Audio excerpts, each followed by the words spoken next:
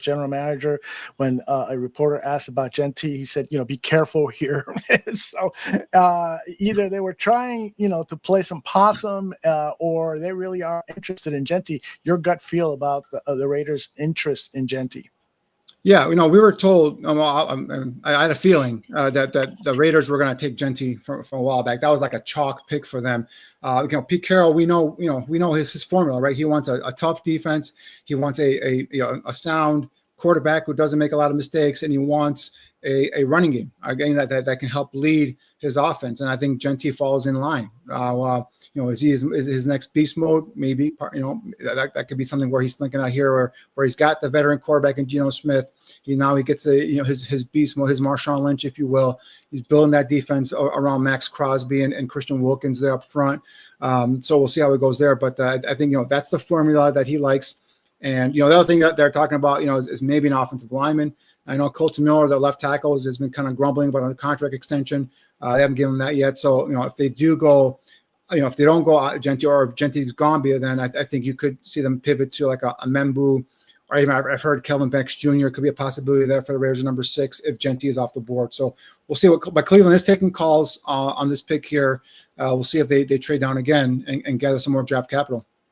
It seems to me, Danny, that the way how coy Ryan Poles was at the press conference, it almost seems to me like a trade has already been agreed to in principle. One of those discussions that Ryan Poles said, if it comes down to your pick at number 5, we have an agreement that we will send this and we will send that. According to Greg Gabriel, and you've said it before too, a lot of these deals are done well in advance of the actual draft. It just depends. And this would make sense, Aldo. This would make sense because if they have an agreement with Cleveland, for example, right? Cleveland can't make this trade unless Hunter's available at number 2, unless they make a trade with Jacksonville, and then so everything is contingent upon all those dominoes kind of falling, right? So now that the first domino has fallen, Jacksonville's traded up. They've taken Hunter. Cleveland now, the Patriots have passed on Genty, which is probably, I'm assuming, the guy the Bears want. So now it's like Browns are saying, all right, we got it. We've got the scenario we played out with. Let's go ahead and make the deal if this has been predetermined or agreed upon, depending on if the players are available or not. So, Danny, check your sources there because I'm told that Mason Graham is off the board. Do you have a confirmation on that? Yes, Mason Graham is the pick to the Browns for the Cleveland Browns. That is a shocker. That's the first shocker that I have right now. Wow. So this gives their premier pass rusher, Myles Garrett, some opportunities here to get more easy lanes to the quarterback. And Mason Graham was a guy who a lot of people thought was kind of losing value as we got closer and closer to the draft. But apparently with him going at 5, there's no loss of respect for the way that Mason Graham plays. What do you got on him? Yeah, Mason Graham is a true 3 technique, right? He's a guy that can line up in the middle of the defense, be that guy that lines up the outside shoulder of the guard and get upfield. And, his numbers in Michigan weren't eye-popping, only 9 career sacks, but I think the way they utilized him in Michigan was a lot of 2-gapping, which is not his strengths, right? I think when you gave him an opportunity to hit that gap and get upfield, you saw some of that quickness. And, his ability to get up and be a penetrator, I think, is evident. And, at 6'3", 296, 32-inch arm length is not something that I like in my inside defensive tackle. It's not horrible, but it's not the greatest either. The 296 kind of bothered me because, he was 308 the entire season, or 310 or something like that. And now all of a sudden shows up for the combine at 296. Maybe he lost some weight to run the 40. So I'm not sure what that was about, but a sub 300 pounds, he's not the biggest guy, 6'3.5". Like I said, the shorter arms. My biggest concern, going back to some of that BMI stuff we're talking about, is is he maxed out? Is Mason Graham maxed out? Is this the best he's going to be? And I think he's going to be a pretty good defensive lineman. I just don't know, like, what are you getting? Are you getting a perennial Pro Bowl caliber defensive, tackle? Or are you getting just a really solid, good defensive tackle? So now paired with Myles Garrett, I think, his opportunity to make plays with one-on-one opportunities with offensive linemen, and that Jim Schwartz aggressive upfield attacking defense, I think, this is a pretty good spot for him to go to. I am a little bit surprised that they bypassed any sort of trade opportunities. Now this kind of brings, if the Raiders want Genty, if that's all true, that he's right in there for them to take it here. So, we'll see what happens. But if not, if they do kind of go off of Genty, offensive line is an option here for them as well. Yeah, I'm trying to look out for how many draft picks the Raiders have. Might they be interested in acquiring more, or are they going to be set on the running back? Let me see here. Raiders have 1, 2, 3, 4, 5, 6, 7, 8, and 9 picks. So their probably desire to acquire more draft picks in this draft isn't going to be very high. And remember that the Browns got Mason Graham, plus the haul they got from the Jacksonville Jaguars, right? Which includes that first round pick next year. So if you add all that together, I think that's a pretty big move there for Cleveland. I think that's a good move there for them. Mm-hmm. Indeed. Who is the coach over at Cleveland? Is Stefanski, correct? Yeah, it's still Stefanski. Yep. What is his background? It's more working with offenses than Yeah, he was the coordinator with the Vikings under Zimmer, mm-hmm. and he got the job then with Cleveland. He's been a 2-time NFL Coach of the Year. Obviously, he's taken took the Browns to the playoffs with Baker Mayfield, beat the Steelers, won a playoff game on the road, made the playoffs with Joe Flacco as well. And I lost that one, but still, he's a 2-time NFL Coach of the Year. I think he's a pretty good coach. He's an offensive, innovator, if you will. And I think he came across some fire there, but I think the main problem there has been the quarterback situation, right? There's been unstable, obviously, with the big Deshaun Watson trade that hasn't worked out for the franchise, and I think that's kind of put them behind the 8 ball here. So we'll see what happens there. But yeah, I mean, I think he's a good coach. I think he's a good play caller, and that's one of the reasons why this also the way that the Browns are kind of maneuvering. Maybe this could set up something where. They have Kirk Cousins, something set up with Kirk Cousins, and he could be because he'll fit right in because he was with Stefanski in Minnesota. Cousins was, so he's familiar with that offensive system, and I think this is something that could play right in. I know, like last night, I thought maybe that the Browns would try to do a Hunter and Shedeur Sanders. Obviously, that's blown out of the water. They're not going to do that. So maybe this is where they told remember Myles Garrett when he resigned, he said I know what they're going to do at quarterback. Maybe this is what they were told. He said we're going to go get Kirk Cousins, and he's going to be fit right into our system here. Now he did resign Joe Flacco, but I do not think Joe Flacco was going to be there. That's not, I don't think that's what they sold Myles Garrett on was getting back Joe Flacco. Totally agree. Does Stefanski have a brother on the Bears staff? On the Bears current staff or previous staff? No, current.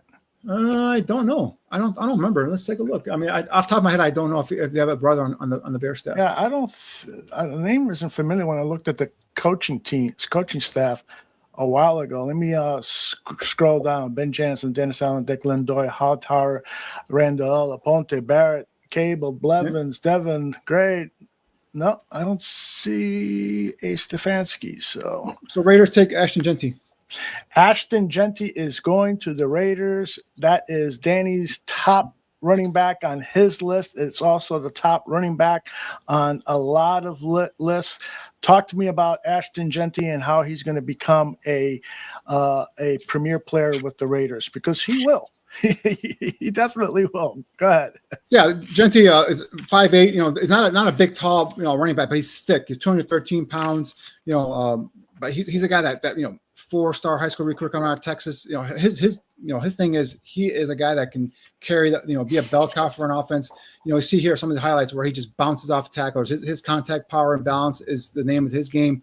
His ability to, again, just to go through tackles and not be able to bring them down is what really kind of stood off for him when you watch him on tape. This past season had over 2,600 yards, averaged 7 yards a carry, 29 rushing touchdowns, had another receiving touchdown as well. So had a tremendous season this past year for Boise State. And obviously even in that loss, that playoff loss to Penn State, where he was kind of hummed in and Penn State defense really kind of focused in on him. He still had, I think it was 70 something yards in that game, and 44 of those 70 were after initial contact. So that shows you, even going up against a premier defense like Penn State, he was still able to bounce off of those guys break tackles and continue to get downfield. And that's what he does. And you can see right there, exactly, just breaking off tackles and then now using some of that quickness and speed to get away from defenders. So I think that's the reason why he was the premier back in this class. The only thing with him is is he a true home run hitter? That's the thing. He didn't run to 40 yards, so we don't know what his times are. You put him up against some of these highlights, you see him running away from defenders, but there are times where they cut up to him. So what speed does he have? Is he a true home run hitter? And the other thing was I was a little bit concerned. Not that this is a downgrade or a red flag or anything, but he had 9 fumbles in his career. He's gonna have to clean that up. Ball secure is something he's gonna have to clean up. So those are only the marks really I could give you. Obviously, the fact 5'8", but he's a thick built running back from his torso to his chest, torso, and legs and everything. He's a thick guy. He could take the punishment. He could be a bell cow type of running back. And again, Pete Carroll, he's got his formula. He's going to build a defense. He's going to have a solid, steady veteran quarterback, and it's going to be a run-centric offense with Gentile in the way there. Okay, so the Jets will be on the board next. Let's take a look at what their team needs are. They have needs at offensive line, wide receiver, tight end, safety, and defensive line. One can make the argument that they probably need a quarterback too, with Justin Fields having signed just a 1-year contract there. So if you're a GM of the Jets, what are you doing? Well, they're not going to take a quarterback. I think right now, if I had to guess, it's going to be an offensive lineman, either Armand Membu or Kelvin Banks Jr., maybe a tight end. Tyler Warren could be a possibility there as well. And in terms of defensive line, Michael Williams, I think a Mason Graham was there. He would be a nice fit for Aaron Glenn's defense. But with Jermaine Johnson and Will McDonald, another first-round pickup from a couple years ago, they really need a defensive end per se. So I think Michael Williams is not the guy there. In terms of another defensive tackle, I don't think anyone's worthy of going in the first round. So I'd say it's either going to be Membu, Kelvin Banks, an offensive tackle, or possibly Tyler Warren, the tight end. I think that's where the Jets go here. Ooh. So if Warren is gone, what are the Bears going to do? Well, Michael Williams, my guy, is still there. And now the only thing that I'm scared about with Michael Williams is the Saints. They're converting to a 3-4 defense. Brandon Staley is taking over that defense. They're going from a 4-3 to a 3-4. So, and Michael Williams can be both. He could be a hand in the ground defensive end. He could also be a stand on a 2-point stand, also a linebacker. Now, Jalen Walker, his teammate at Georgia, could also be an option there if he doesn't go to Carolina. But I've earmarked Carolina with Jalen Walker. So number 9, Michael Williams could be there. Obviously, if Membo is passed on here by the Jets, that can be an option. I'm not a big proponent of either Membu or Kelvin Banks Jr. at number 10. Membu only because he's a right side player. That means now you have to take it and move Darnell Wright to the left tackle position, which I'm not a fan of. And then obviously Kelvin Banks Jr. I see him more as a guard than I do as a tackle, and I see him more as someone that I can probably hopefully trade down and pick up. So at this point, if Michael Williams is gone and Jalen Walker is gone, and you're sitting there looking at Tyler Warren could be the pick if he's still available. I do like Colson Loveland a little bit better in terms of a complement. He's not the overall tight end that Warren is, but he's probably a better complement if you think for Cole Kmet. So there are some options there. Obviously, if it's me, I prefer a trade down, go down to the middle of that offense, to the middle of the first round. And then if a Kelvin Banks Jr. is there, now I'm taking a shot at them. Or if you feel confident with a Josh Connolly Jr. from Oregon, or even a Josh Simmons, if you feel his knee is okay, I'm okay if you're 17, 18 in that range and you pick up a second round, maybe even a third round pick and drop that. But again, now there's going to be a team that's going to come up and get somebody, right? So who's going to do that? Now the Colts do want to come up and get a tight end. Do they want to, if Warren and Colson Loveland are both there, do they say we're going to sit tight and get one of those two guys? Or if Warren goes here, does Ballard say, all right, I want Colson Loveland. I'm going to move up, 4 spots, and maybe the Bears can finagle a third round pick from him and move down 4 spots, and then still get the guy they might have got on 10. So we'll see how it shakes out here. But for me right now, the way it's shaping up, the guy's still on the board, Jalen Walker, which I know is not an ideal edge player, or Michael Williams, which is the ideal edge player in terms of length and size and what Dennis Allen likes. Those are the two guys here that I'm hoping that are available for the Bears at number 10. Now, the two teams that scare me are the Panthers for Jalen Walker, and then also the Saints for Michael Williams.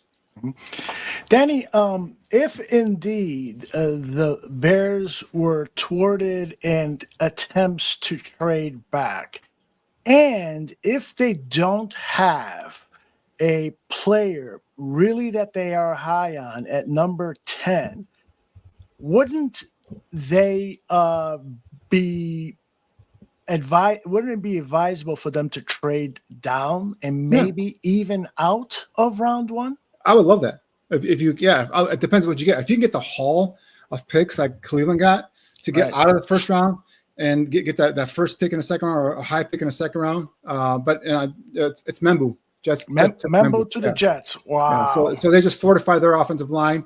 Obviously, last year they took Olu Fashanu, the left tackle. They've already got Elijah Vera Tucker at guard, Joe Tippmann at center, and they signed a gentleman from the Ravens a couple years ago, John Simpson at left guard. So now with Membu, they've fortified their offensive line for Justin Fields. So I think it's a good pick for them. He's a right tackle.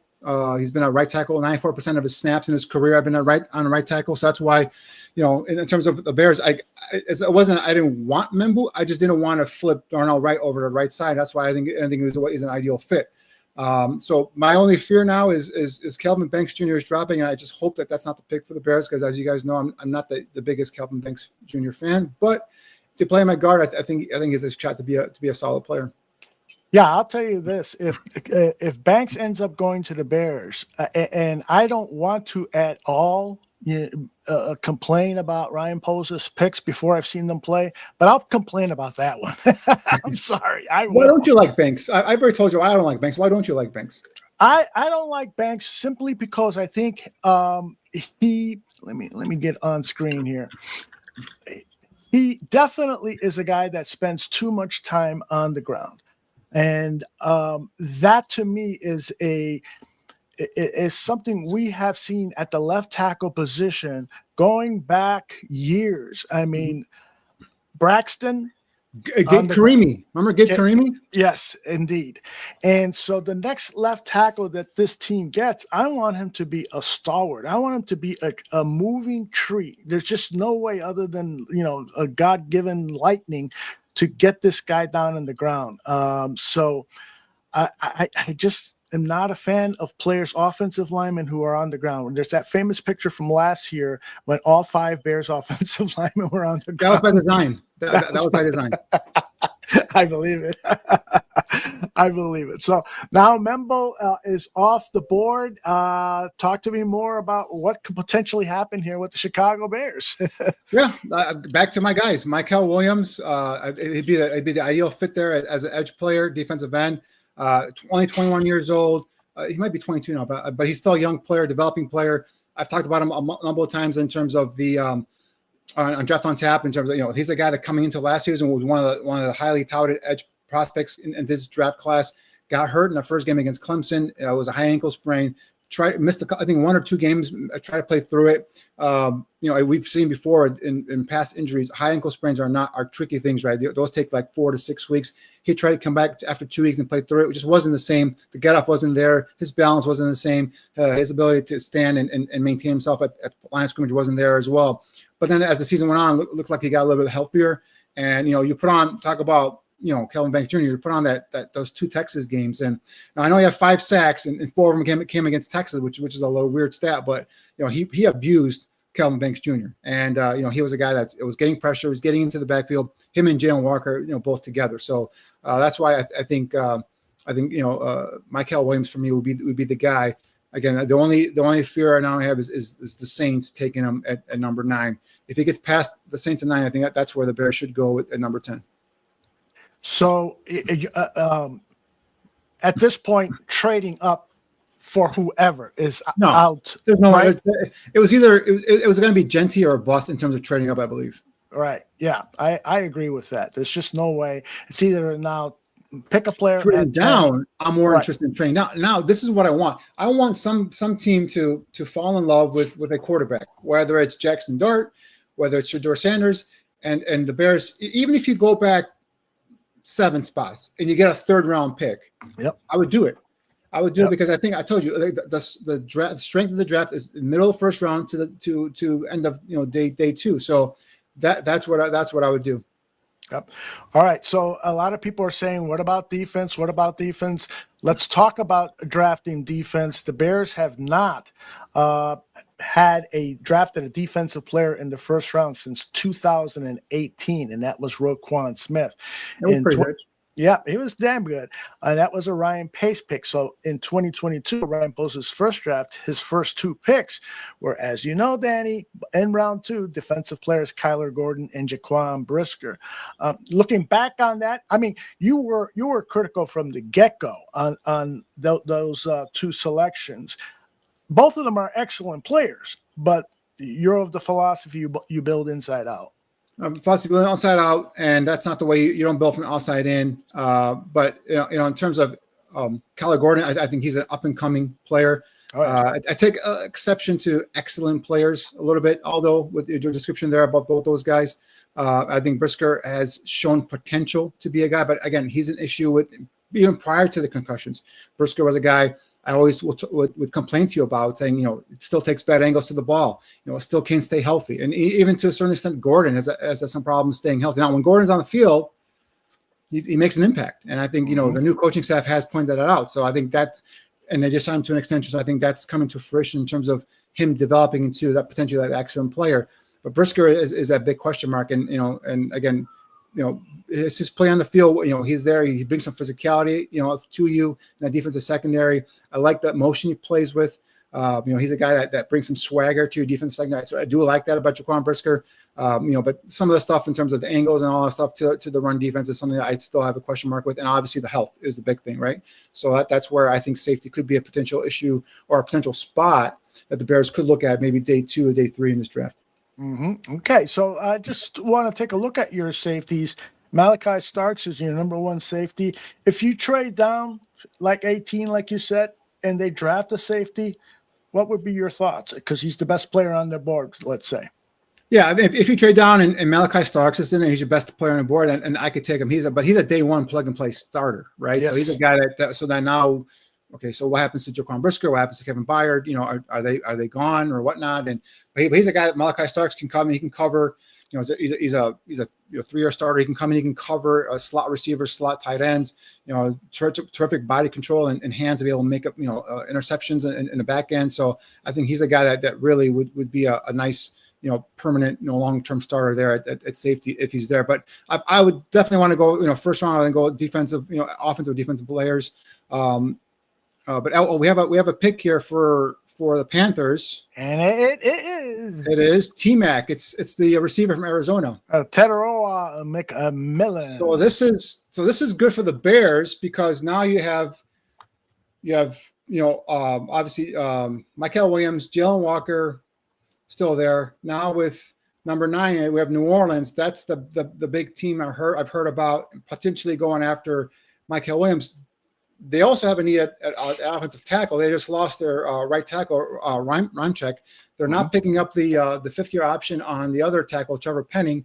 So they may need a Kelvin Banks Jr. here for their potential offensive line there as well. So we'll see what happens here with New Orleans. But this is getting interesting here for Chicago, definitely, because I'm excited now in terms of potentially 2 stud defensive players. Now, again, I understand the fit with Jalen Walker it might not be there, but it's the player, and we talked about linebacker is a need. I said last night that they're going to draft a linebacker higher than anyone else expects. And, this could be a potential spot here where Dennis Allen says, you know what, he's a player.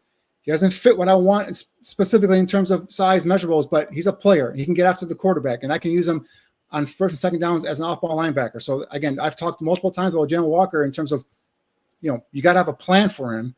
Because he's an edge player that's living in a body of an off-ball linebacker. So we'll see there. But Michael Williams is a perfect fit there as well. So yeah, with the Saints, Talise Fuaga, who was high on last year, their 2nd round pick is he's a 1st round pick last year. He's our left tackle. They moved him from right tackle to left tackle. Their right tackle, Trevor Penning, is a guy they didn't pick up the 5th-year option on.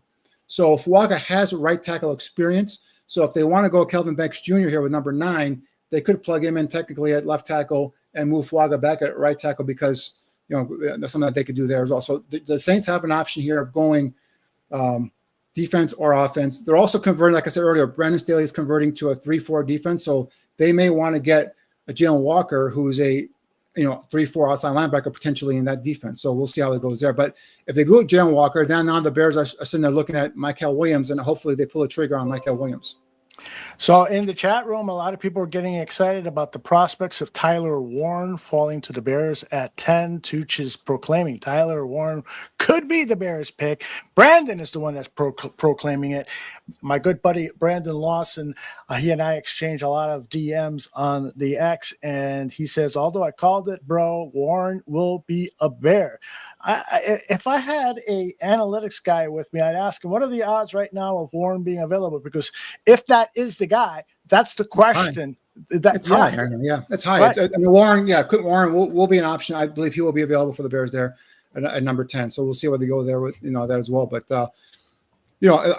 he's my top-rated tight end in his entire class, and I'm not gonna knock the pick, that's for sure. But I just for me it was more so I was coming into this thing looking for a compliment to Cole. But I think Warren for me is more of a a similar type of player, right? Inline, wide blocking tight end.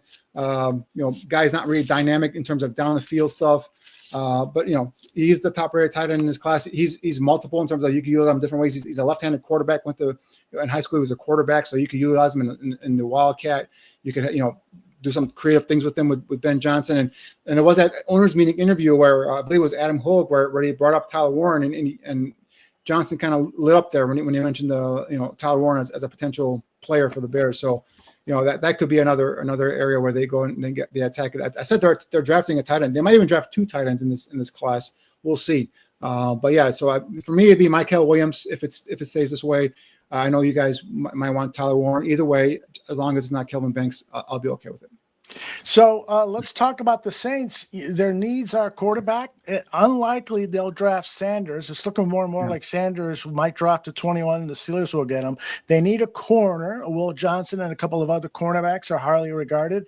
Offensive line, wide receiver, and defensive line. What's your gut feel? It's either going to be offensive lineman Kelvin Banks or it's going to be one of those Georgia defenders, either Jalen Walker or Mykel Williams. Those are going to be the picks here for New Orleans. No way that Tyler Warren will be selected by New Orleans, correct? No, they have that's not a huge need for them. Okay, all right. This is really getting fascinating here. I'm telling you, because a lot of people were, I'll be totally honest, and Greg is going to get mad at me.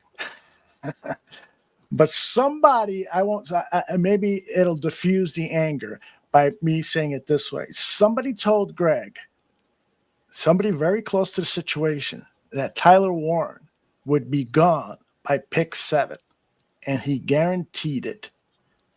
So this is a draft. It's hard to guarantee with this draft because you never know what's going to, like, I'd never expected the Panthers to go, Territorial McMillan, right? I know they need a receiver for the young quarterback. I mean, last year they took Xavier Legette, the last pick in the first round, I believe it was. So obviously they have Adam Thielen there. I just, I didn't see this pick being the guy here. I thought for sure Jalen Walker was the guy for the Panthers, but it's not. And like I said, it's hard to guarantee anything with these teams because it's such a volatile draft. And everyone's got different boards and everyone's got different ideas. There's no way you could guarantee say this guy is going to go here or there. It was very hard. Even a lot of people had Mason Graham guaranteed to the Jacksonville Jaguars. I heard Jacksonville interested in Tyler Warren as well, and look what they jumped up to number 2, gave up a massive haul, and got Travis Hunter. So it's so unpredictable. It's hard to tell, but I think there's a trade coming here if I'm not mistaken here. We'll see what happens. Somebody wants to jump in front of the Bears for Tyler Warren, probably. Maybe for Tyler Warren. Actually, no. You know what? I stand corrected. Ooh, it's Kelvin Banks. Kelvin Banks is going to the Saints. Like I said, ladies and gentlemen. Like I said, they're going to move Fuaga over back to right tackle, and Kelvin Banks was a need for them at left tackle. So I think that's where they're going to go there. All right, so break down Kelvin Banks for us, because I know you did the tape on him. What are your thoughts on the big left tackle? Let me get my offensive line notebook out here for you for Kelvin Banks. But he's like he's a guy. He's a guy that was one of the top prospects in terms of offensive linemen coming into the season. 6'5", 315. 33.5-inch arm length. A three-year starter at Texas, was the Lombardi winner and the Outland Trophy winner as well. Big, thick, powerful body. He's a guy that has been a starter, has got the experience there at left tackle. For me, in terms of why I didn't like the fit here, is just a left tackle. I didn't see him as an NFL left tackle predominantly because I saw him struggle versus speed. Struggle versus speed on the edge versus quicker, faster players. He was better in terms of bigger, stronger, straight up defenders that came at him. So I thought as I kick him inside a guard where he has a little bit more protection, I think one might have been some area where he might have more success at. So that's why I liked him there. So I think Kelvin Banks was a guy that for me was a guard, potentially attackable, more so at guard. And I just didn't like the fit here because of the fact that we need a tackle. We need a guy that can come in and for sure play tackle. So if you're going to go tackle now, number 10, it's got to be, I think this is too high for Josh Connolly Jr. And I think Josh Simmons, if it wasn't for the medical, would be a nice guy here to pick here. So I think if there's a trade down option, this is where I would let that trade happen here, move down. Because then you have guys now. We have two defensive players now, studs in my opinion.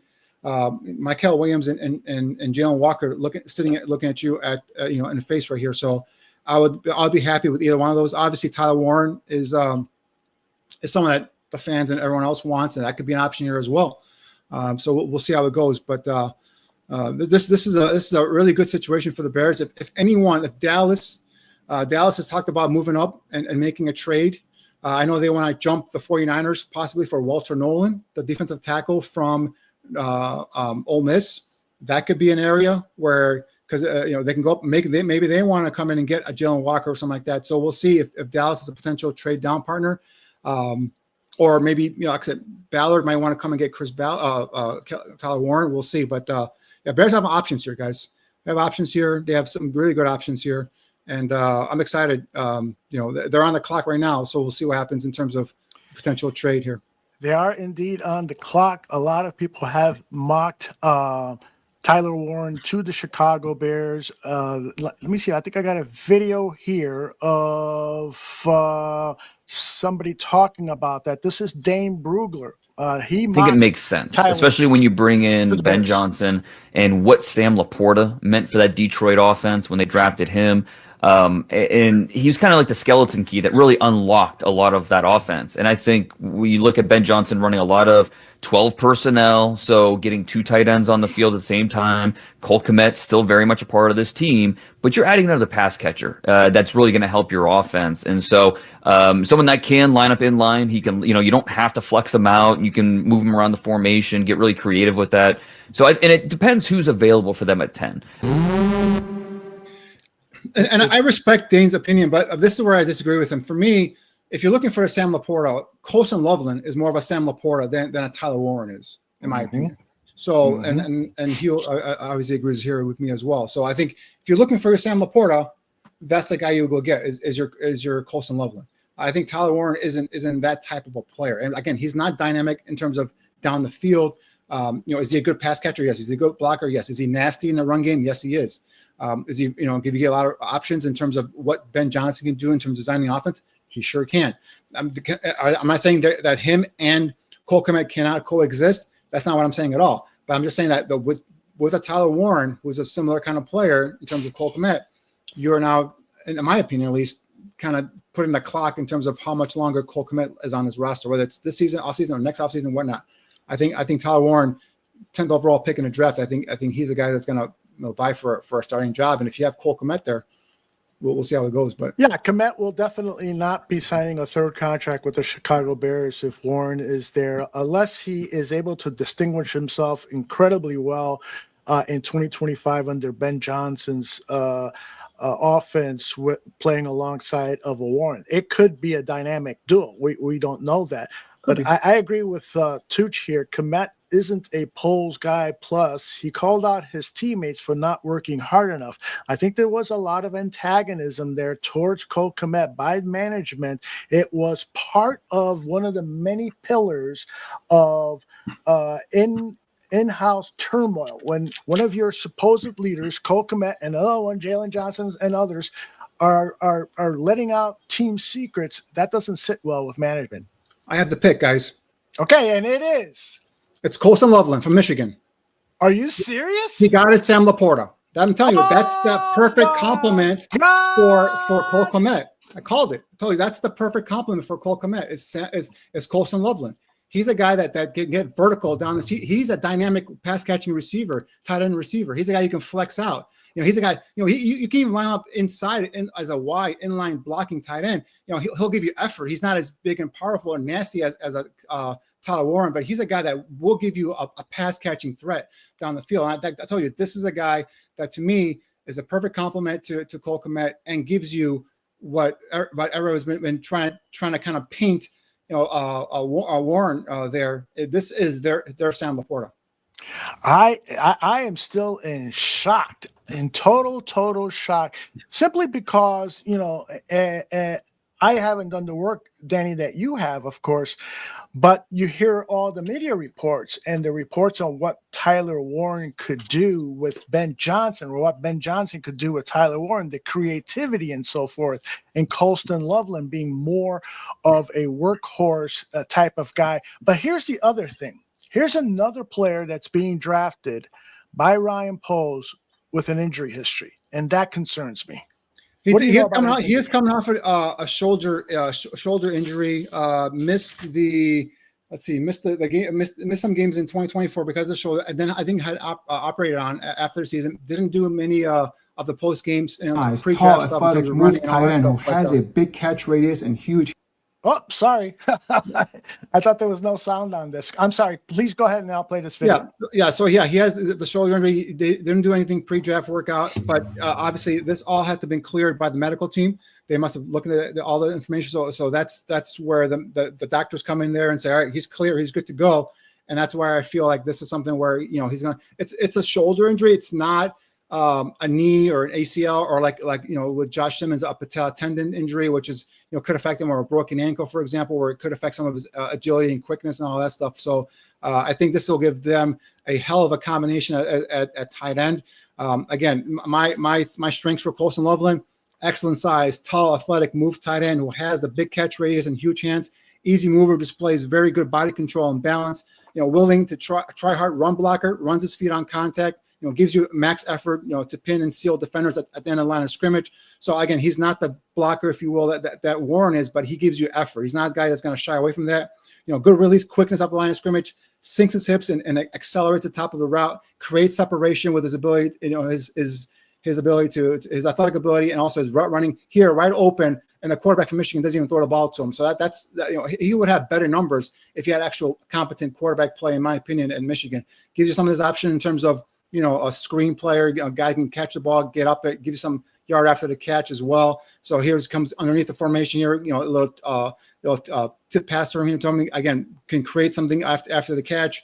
You'll see a lot of this stuff here. Guy, kind of slithering here behind the formation, catching the ball, coming on the other end and getting upfield and getting first down. So yeah, this was a guy that I earmarked as a perfect complement. Him and the guys like Mason Taylor and even to a certain extent Elijah Arroyo later on in this draft as compliments to Cole Kmet. I think this is a kid. Again, the injury thing is a little nerve-wracking, but again, you have to believe that the Bears have done their due diligence medically. Their doctors have gone through and cleared them, and that's why they go ahead and they feel comfortable here making Colson Loveland a top 10 pick. I don't know, man.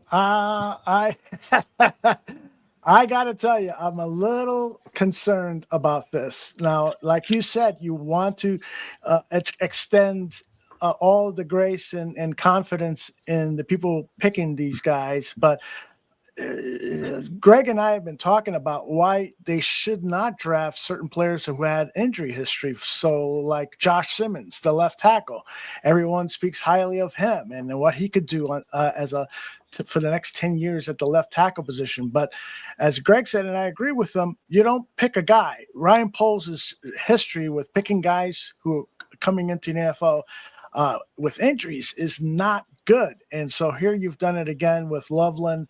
It's a gutsy call, to say the least. So, we say injury history. To my knowledge, it was this past season. It was a shoulder injury. He hasn't missed games to an injury in previous season, from what I gathered in terms of doing some research on him. So, again, you want a dynamic kid at tight end. This is a dynamic kid at tight end. I know Tyler Warren was the top rated tight end. He was top rated tight end on my board as well, but he was a guy that was more of a complete tight end. And if you want to bring something more of a dynamic, look to your offense at tight end, this is the guy. And that's what I said when Dane was talking about, his Sam Laporta, this is his Sam Laporta, Colston Loveland, not a Tyler Warren. So that's why I think, that this kind of fits here for the selection. Now, the next pick, 49ers 11 took the guy I wanted, which is Mykel Williams. So that's going to be something that we're going to take a look at for years to come, right? Comparing, Mykel Williams. If Mykel Williams turned out to be a stud pass rusher, like I believe he's going to be, right, that's something that you're going to sit back and say, well, he went ahead and he bypassed Mykel Williams for Colston Loveland. But this is the draft where Ben Johnson is I believe pulling the shots here, and Ben Johnson's coaching staff is calling the shots here. And I think Ben Johnson and his staff went to bat, said this is who we want. Gives us that dynamic option from the tight end position. We want this kid, with the big catch radius. The kid is 6'6". He's got 32 plus inch arm length, so he's a big catch radius kind of guy. It's 10 inch hands, huge hands. So this is a guy that can go up and make a play on those balls that are contested. So again, athletic tight end, move tight end, that can be a dynamic pass catcher down the seam. And again, for me, a perfect complement to Cole Kmet. Outstanding. Talk to us about Mykel Williams and the type of player that he is. Yeah, Williams is one of my favorite players in this draft. Obviously, 6'5", 260. He's a guy that fits that profile in terms of Dennis Allen's defense: long, rangy, athletic defensive end. First step quickness, his ability to bend and get around the corner and then flatten to the quarterback is evident on his tape. Coming into the season, he was one of the top rated defensive players in the draft. We talked about earlier, hurt his ankle, high ankle sprain versus Clemson in week 1, and just wasn't the same player after that. Kind of recovered towards the later half of the season, and you saw some of that explosiveness come back a little bit to him. Had 5 sacks this year, which was a lot of people were saying were kind of disappointing. 4 of those 5 came against Texas and Kelvin Banks. So that's something that you have to kind of keep with a grain of salt there as well. But definitely he was my top guy in terms of edge for the Chicago Bears, because again, fit the profile, fit what the scheme was. He's a guy that's versatile, where you could put him hand in the ground defensive end, or you could stand him up in a 2-point stance as well. So some of the things that people were worried about was just the lack of production this past season. But again, I think that injury really had a lot to do with it. And in terms of anything else, why he was dropping, didn't really drop. He went 11th overall. But this is the guy that I had earmarked for the Bears. But they went with offense here in Colston Loveland. All right, I am going to put up on the screen some more highlights that I found on YouTube of Colston Loveland, and you can continue to talk about him, because he is the story today for the Chicago Bears. Let me put that up on the screen right now, and then you can take it away, buddy. Yeah, again, we talked about, I keep talking about his catch radius, his size, 6'6" with 32 plus inch arm length. This is the guy that can then run down the seam, and even if he's got a linebacker on him, he can go up and make a play on the football and catch it over the linebacker. And whenever we talked about Sam Laporta, we talked about a guy that can get down the football field, threaten the defense in the middle of the field with seam catches, and also you see a lot of times what they use them as and these tight end screens, similar to the way that they use Kittle in San Francisco. And I think that's where we saw Laporta being utilized in Detroit as well. I think you saw on the highlights here that Loveland can do that. He's athletic. He runs. He's a big, long legs, long strider, can make up ground quickly eat up ground quickly on any sort of linebacker or any sort of DB that's covering him from the slot. So I think you'll see him a lot of 12-man personnel with obviously 1 running back, 2 tight ends. You'll see Loveland lined up in line.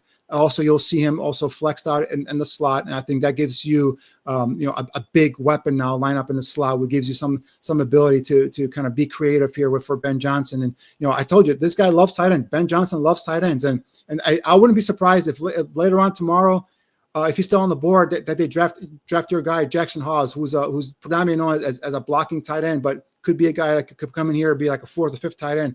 So get used to that. Get used to tight ends being a focal point of this offense. And that's because that's what he did in Detroit, and that's what's going to happen here now with Colston Loveland and Cole Kmet.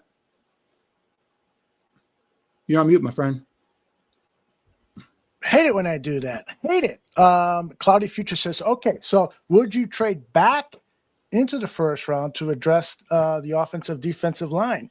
Offensive or defensive line. Think the Bears can do that? You could. So if a guy like a Josh Conley Jr., you feel like he's not going to make it to you, and teams for him, I look at Kansas City towards tail end of the first round, Josh Simmons tail end of the first round. If you feel like he's not going to make it to you in the second day, you could probably trade back. Obviously, that 39th pick will take more than just that. So you may have to give up the 39th and a future pick. I'm not sure, but it depends on who's dropping, how much you have to give up to go ahead and get them. In terms of now you still have defensive line need help as well, right? So, guys like Derek Harmon, defensive tackle, Nick Scorno, which is another edge player, some of the other guys that you'll see will may be available there on day two. Those two picks on day two are going to be valuable because, for example, there's running back. Running back's also going to be a need that they're going to look for as well. So I think, that's an area now. Top of the second round is where I expect to run on quarterbacks, the run on running backs, the run on receivers, possibly even defensive backs to go top of the second round. So you may be sitting there with Ryan Poles and company saying, all right, we're at 39. We could take 6 or 7 players. We have pick 41. Let's drop a few slots here, pick up a third, maybe a fourth, whatever, and pick up some more extra draft capital, and we'll still be able to get our guys here. Obviously, you'll get one with 41, and also we'll get one there when you drop down, depending on how far down you drop. So, but yeah, offensive line still a need, defensive line still a need, running back is still a need. You address tight end with the Colson Loveland pick. So we'll Danny, who on this list of offensive linemen, then I'll show you the defensive line list and then the running back list, what you just mentioned, who on this list of your top 10 offensive linemen would you trade into the first round to acquire? I don't see a name there. Into the first round? Yeah. I mean, there's not a lot that I would trade into the first round for and give up draft capital for. Yeah. I mean, if Josh Simmons was healthy, if I knew what his medical records were, that would be a guy I would. But consider. I don't know his need. Right. And again, you guys are not you guys, but some people are going to be questioning, the Loveland pick because of the shoulder injury. Do you now jump back in and pick up Josh Simmons, who's coming off a more serious injury like a patella tendon? That's going to be big time. That's why I think Simmons was worthy of the 10th overall pick, but with that injury, you just don't know. So that's the thing. Tyler Booker is a guard, Maddie. I do like Tyler Booker, but it's hard to trade back in for a guard, especially you just traded for Joe Thuney left guard. That's where Tyler Booker plays, left guard. So trade back in. You're going to give Joe Thuney a contract extension, so that makes no sense to do that. Thank you, Cloudy Future, for giving us a look at a taste of what the Bears fans are saying. CHGO is reporting that the Bears fans looked stunned at the draft party. They were silent. Can't wait for Chicago Sports Radio tomorrow. This is what happened, and I'm not going to try and get on my soapbox here, but this is what happens when fans that don't do don't have access to the tape, don't have time to break down the tape and all that stuff. And I understand not everyone does that, right? But you listen to the ESPN analysts, listen to NFL Network analysts, and everyone says Tyler Warren. Well, the fit for the Bears and what the coach likes to do is Colson Loveland. Colson Loveland was a top 10 rated overall player on almost everybody's list. He is a talented player. He's not just a guy from Michigan. Now, he came from an offense that really didn't, in my opinion, didn't utilize him to his full extent. So but when you watch him flash on tape, he's got exciting potential. And again, I don't want to keep harping on this, but when people kept saying, Tyler Warren as a Sam Laporta, he's not a Sam Laporta type. This guy is more of a Sam Laporta type, in my opinion. Interesting. So you guys are gonna like Colson Loveland. Trust me, you will like him. Yeah, you're probably 100% correct. I'm sure that Ben Johnson is not saying we should have drafted Tyler Warren. I just don't believe that relationship is like that, or I'm hoping that it's not like that.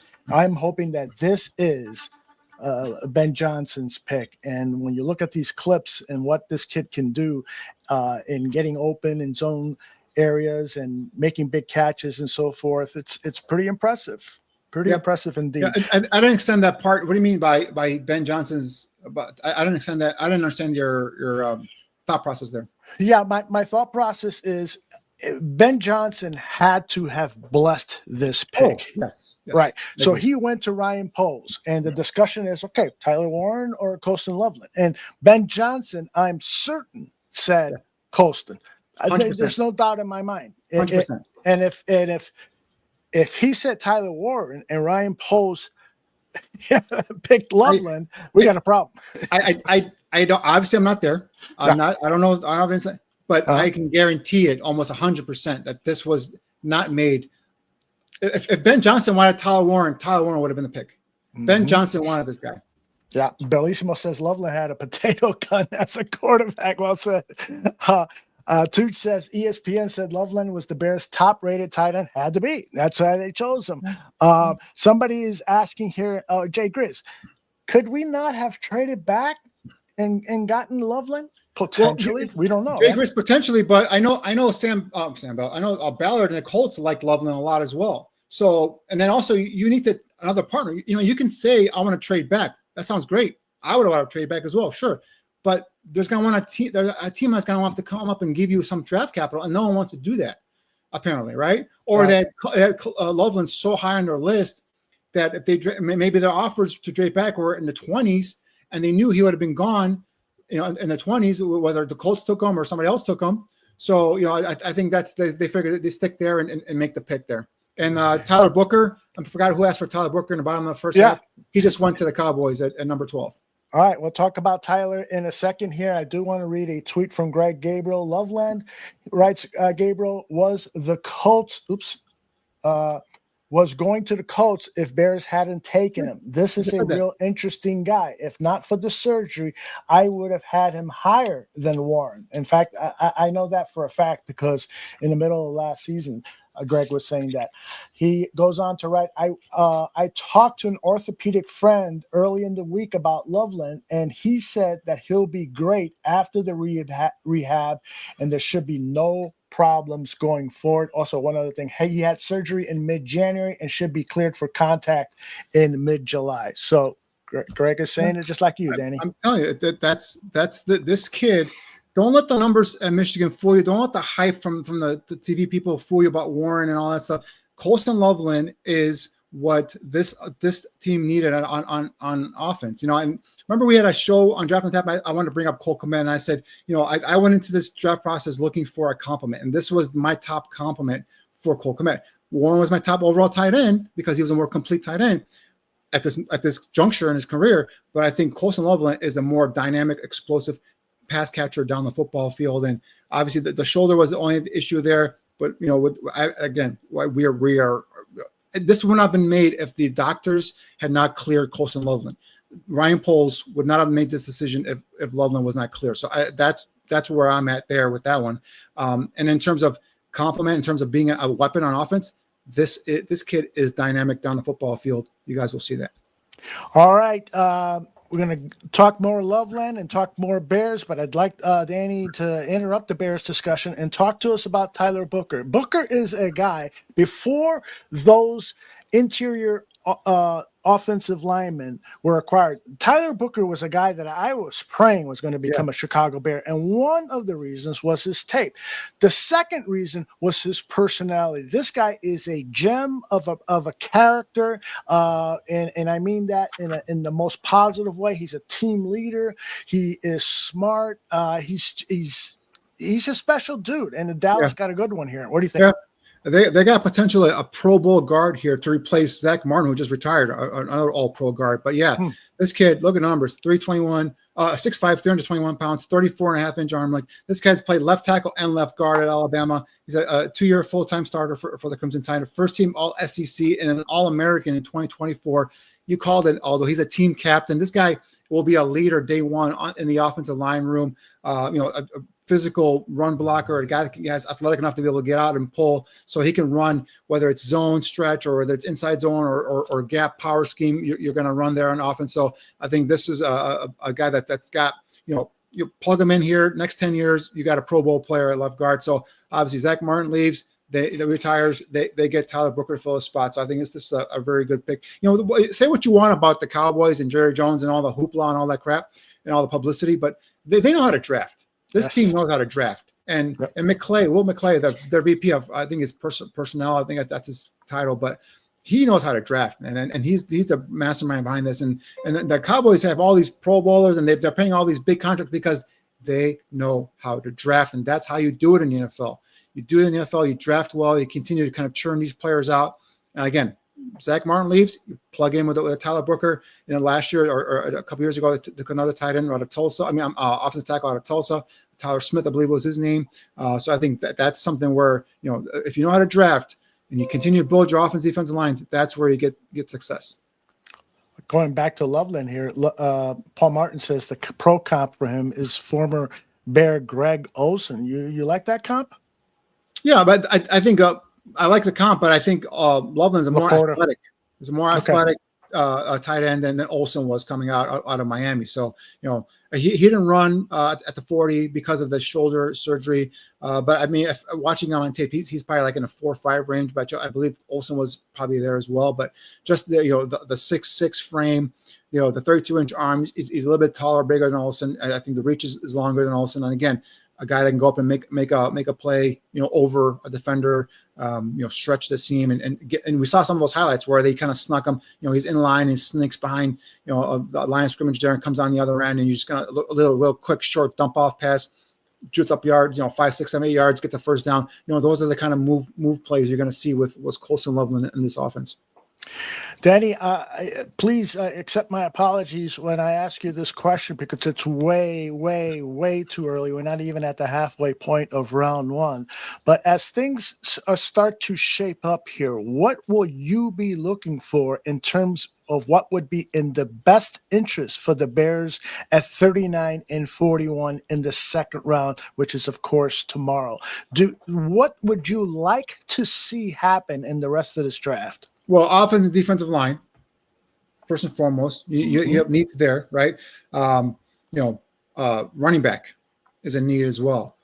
So I think those are the three positions that you can kind of earmark for tomorrow. Again, I think the top of that second round, you're going to have a run on some of these quarterbacks. You're going to have a run on running backs. You're going to have a run on receivers. You're going to have a run possibly on defensive backs. So, I think there the Bears are, obviously 2 of the 3 there are Bears needs. So, whether, if there's a running back that they've earmarked in that second round and they feel like they may be able to trade back and get a couple extra picks and still get the running back, do something like that, right? Or if there's a defensive end, edge guy, defensive tackle for me is still a big need, Derek Harmon, we'll see how this first round shakes out, but he's a guy, if he's available in that top of that second round would be something that, I keep an eye on there. The kid from Oregon. Nick Scoren, the edge guy from Texas A&M is a guy I like a lot. Walter Nolan, still I expect him to go here. Kenneth Grant, I expect to go in the first round. JT Tuimoloau, which I'm going to have a scouting report on him tomorrow out on Shimon Draft Scout. He's a guy that, not dynamic in terms of get off and the bend and all that stuff, but he's just a power rusher with this, 34 and 7/8 arm length and, big hands, and he's a physical, power type of rusher. And I think, that they may feel that could be a little bit too much of a similarity to Montez Sweat. They might want a more agile, niftier guy on the outside. We'll see how that goes. But defensive tackle is a key thing there as well. So obviously Tyleik Williams got Darius Alexander. I just posted his scouting report this afternoon. He's a guy from Toledo. 6'4", 305. 34-inch arms, has shown the ability, on that as a 3 technique to get up the field and be a gap penetrator. That's a guy I keep an eye on tomorrow there as well. And then obviously running back, Quinshon Judkins is a guy I absolutely love and would love to see him be one of those picks tomorrow. If you want to trade down, maybe a Caleb Johnson from Iowa could be another back that fits there. If you want to bypass the running back entirely in the second round, the third round area, you could look at guys like Harvey from UCF, DJ Giddens from Kansas State, a ton of running backs you could probably look at there in the third round as well. So the trenches are first and foremost. You guys know me; I love trench players, and the fact that you bypassed one here and took a tight end, that puts a spotlight for me on the trenches in day 2. Yeah, I am with you. I am going to say that I'd be happy to bypass on Hampton, Judkins, Johnson, guys that are likely going to go tomorrow, maybe as early as round 2, in exchange for getting somebody like a Josh Connerly, for getting somebody like a Donovan Jackson. Now, both of those guys could be. Donovan Jackson's a good name. It's a great name. He's a guy that could play guard and left tackle. Just real quick, Kenneth Grant, the defense tackle from Michigan, just went to the Dolphins. Well, Pick 13. And at pick 14, Tyler Warren just went to the Colts. Wow, just like Greg called it, Greg Gabriel.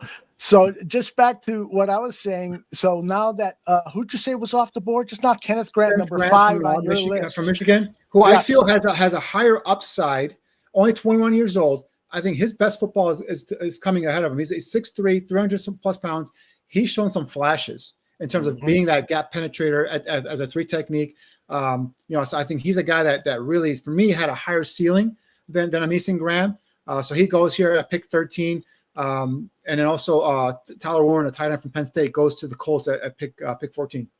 So if we came away with, let's see, Darius Alexander, who you mocked to the Chicago Bears, I'm talking about tomorrow. If we came away with Darius Alexander and somebody like Donovan Jackson or maybe even Jonas Aviania, I would be very, very happy getting those two players. I'd be there with you as well. Yeah, so that could happen.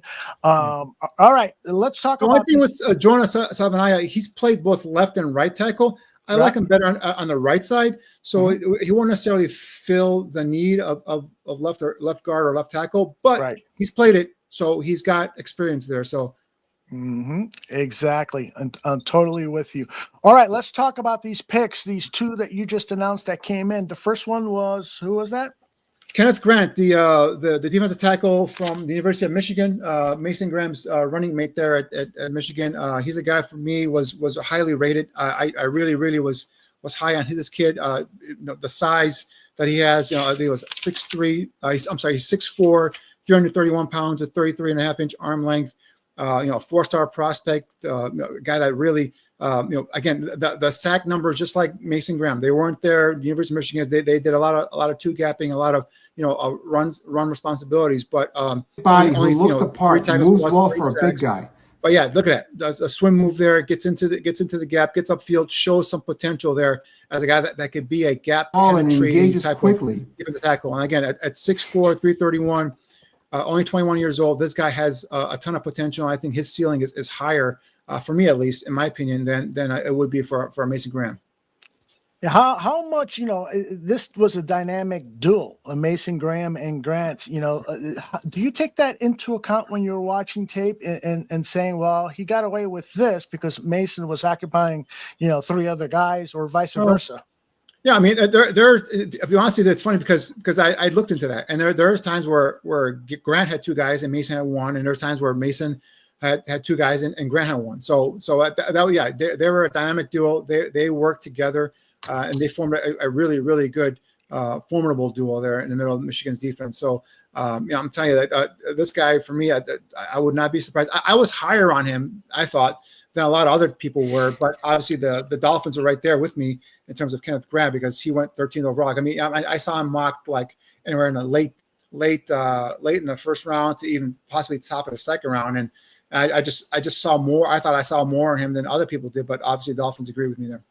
All right, and then the next player selected after Grant was who, Danny? Tyler Warren, everyone's favorite tight end. Oh, well, we've talked enough about Tyler Warren, unless you want to add some more to that whole discussion. No, I was just a more of a complete tight end. I mean, the Colts really needed a tight end. I think this is a great fit for them in their offense. A guy that could, that on these crossing routes, stagger routes over the middle is a nice big target at 6'5" or 6'4.5" and 3. But definitely a guy that I feel like could be a weapon there for the Colts, and obviously a former quarterback. So you see a lot of stuff with him in terms of a wildcat, and even there's times where he lined up a center, snapped the ball, and run down the field, and eventually caught a touchdown pass as well. So it does a lot of stuff in terms of yard after the catch with his ability to break tackles, just because of not because he's dynamic, but more so he's just strong and powerful, nasty inline blocker. So again, complete tight end that will line up in line and be a tight end that could be their starter for years to come, though. So. And probably the type of player that their quarterback Quentin Richardson could really, really use in order to unlock whatever talent Richardson has. He needs a guy like Tyler Ward. The quarterback Daniel Jones could also use. There's an open competition. The coach said there's open competition for a quarterback position. Yeah, I don't think they're going to give up on Richardson that quick, but hey, they need to save their job. So maybe. Yeah. All right. So the Falcons are up next, and their biggest needs are at edge, defensive line, cornerback. Like every year the Falcons need an edge guy. That's right. Not since the days of Claude Humphrey as they had a good edge. No, guy. it was Abraham. Was John Abraham? Yeah, John Abraham. Absolutely. So what are you thinking there? You want to take a look at for me, it would make sense for a guy like a Jalen Walker, the Georgia kid. Again, they're more of a traditional type of 4-3 defense, and you have to have a plan for him. But local guy there, hell of an edge player. You have to obviously be creative in terms of how you use him. But I think if you want an edge player that gives you some pass rush ability, I think he's your guy right now. Shamar Stewart is the enigma here. He's the true boomer bust pick here. His traits, his measurables are top 10 worthy. 5-star highly recruited kid coming out of high school.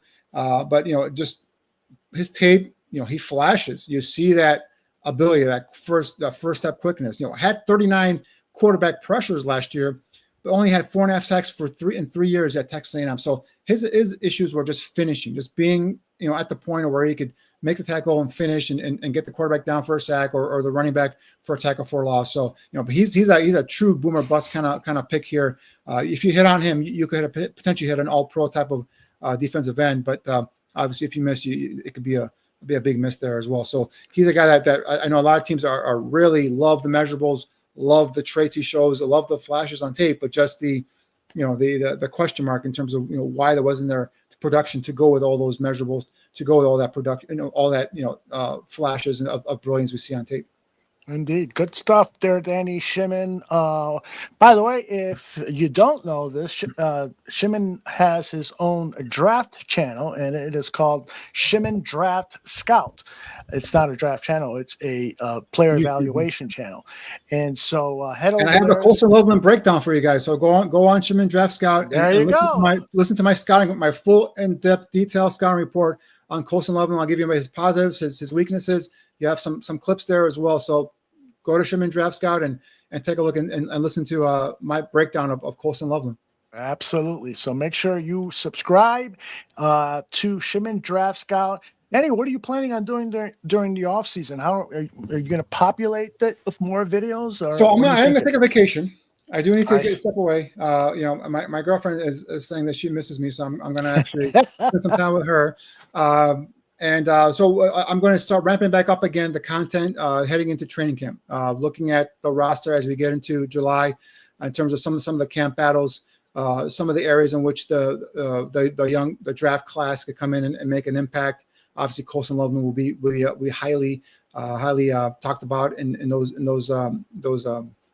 that content production as well. So hopefully I can get with the great Aldo Gandia. We can come up with some ideas in terms of what we could do to give the fans. And if you guys have any ideas, I'm always open to suggestions from our listeners as well. So what do you guys want to see? People are asking the link, and all you got to do is head over to YouTube and type in at Shimon Draft Scout. That's SHIMON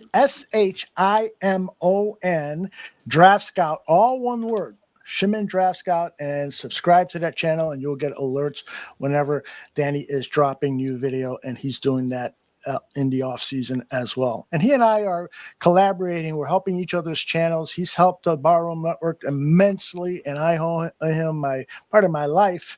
And so I'll be helping him do some stuff as well. And we have just agreed that Buffon 55 is going to come back for the 2025 season. So John Buffon, Alyssa Barbieri, and Danny Shimon every week will be breaking down the Chicago Bears in an electrifying way. That's one of our more fun shows on the network. I'm going to leave that Shimon Draft Scout. What's it feel like to come back for another Buffon 55, Danny? I'm excited. I'm pumped, man, because I obviously I think this season potentially could be a pretty good season, right? I'm not going to do the whole, playoff thing, whatever, but I think this is something that I think we can have a lot of fun. A lot of fun. Cloudy Future has this from Adam Johns. The new Bears tight end, Colston Loveland, said that Coach Ben Johnson told him that he reminded him of the Lions tight end, Sam Laporta. Did you get that exactly from Ben Johnson, or did you come up with that on your own, Danny Shimon? No, this is his. That's what I'm saying. When people were telling me, or not telling me, but people were saying, that Walker, Tyler Warren would be that Sam Laporta. It's not the same kind of player. So that's what I'm saying. Like that, from someone who spends time and breaks down tape and looks at, it's like you can't compare someone like that to. I'm not saying Warren's. I'm not trying to denigrate Tyler Warren. I think he was my top rated tight end, but it's not the same kind of player as a Sam Laporta, which is, again, I don't want to keep repeating myself, but he's a dynamic, stretch the seam kind of player, a guy that can get the ball to him in the open field, make some guys miss in the open field. Colston Loveland was that kind of player. And that's why I was not shocked. I know everyone else was, I think, dropped off their chairs, but I was not shocked that Colston Loveland was the pick. Now, did I expect him to be a top 10 player? Honestly, I didn't expect that. But again, if you want to trade back, how far are you going to trade back? Who wants to trade back with you? And then again, you have teams now could potentially, take the player you want. So at that point, I think they did figure it wasn't worth the risk. Let's just sit here and take the guy we want. And they got, in my opinion, a hell of a player. I love the pick. Excellent. All right, Danny, let's take a 3-minute break. You can. My bladder thanks you for that. Okay. Do you need 5 minutes? No, three is fine. Okay, we're going to take exactly a 3-minute break. See if I have an update here on the Falcons real quick. Excellent. Thank you. We do. Jalen Walker. Jalen Walker. The kid from Georgia.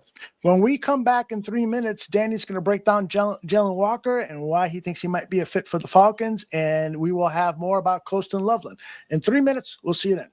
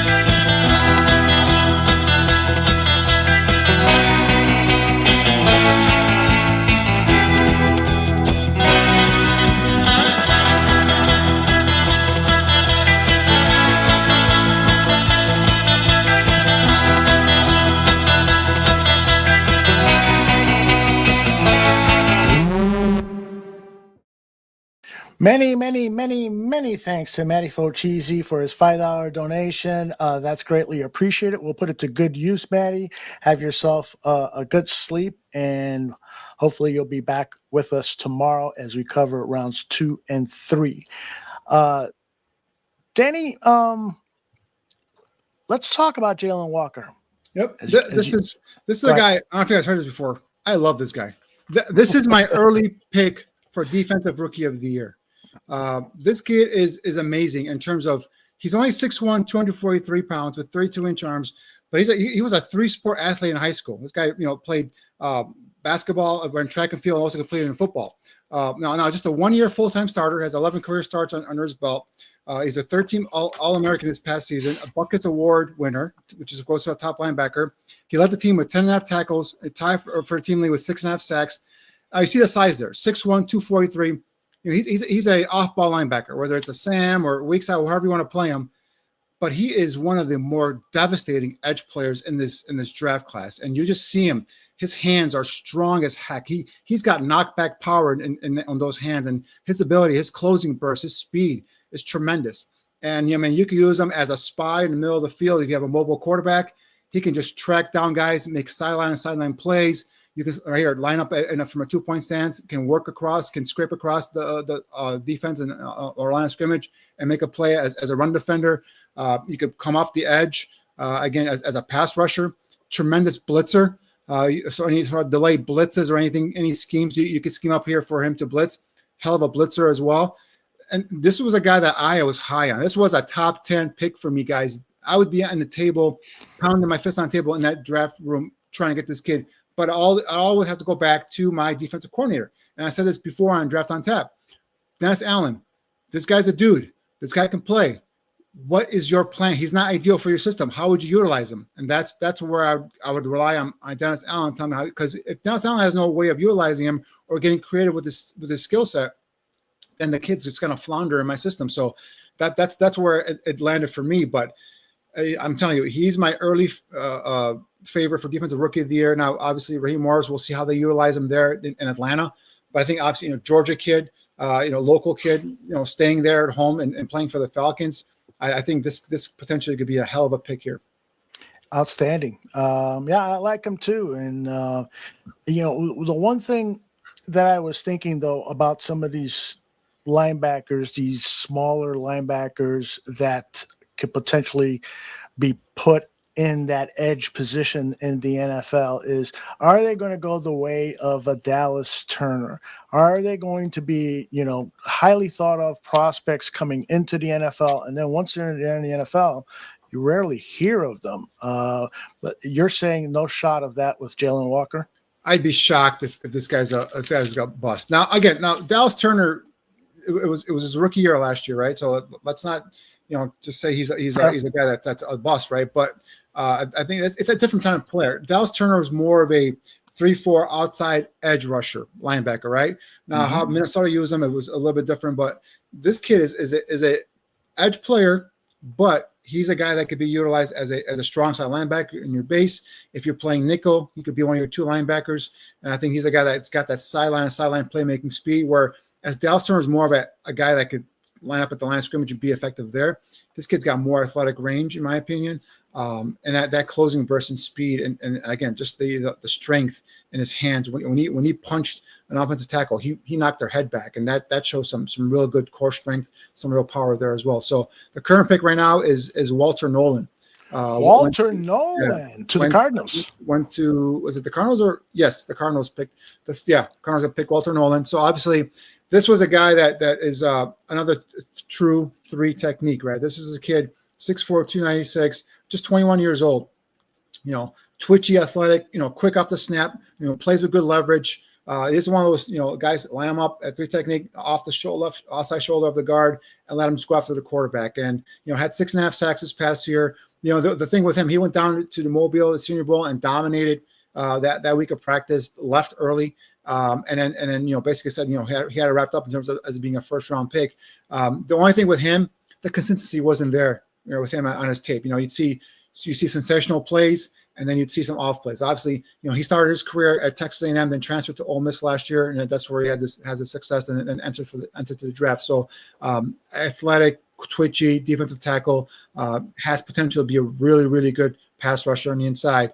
I know there's been question marks in terms of some of the off-field stuff, blah blah blah, but potentially this kid's is going to be a real good player for Cincinnati. I'm sorry, for Arizona, not Cincinnati. All right, I'm pulling up on the screen here. This was Nolan at the Senior Bowl.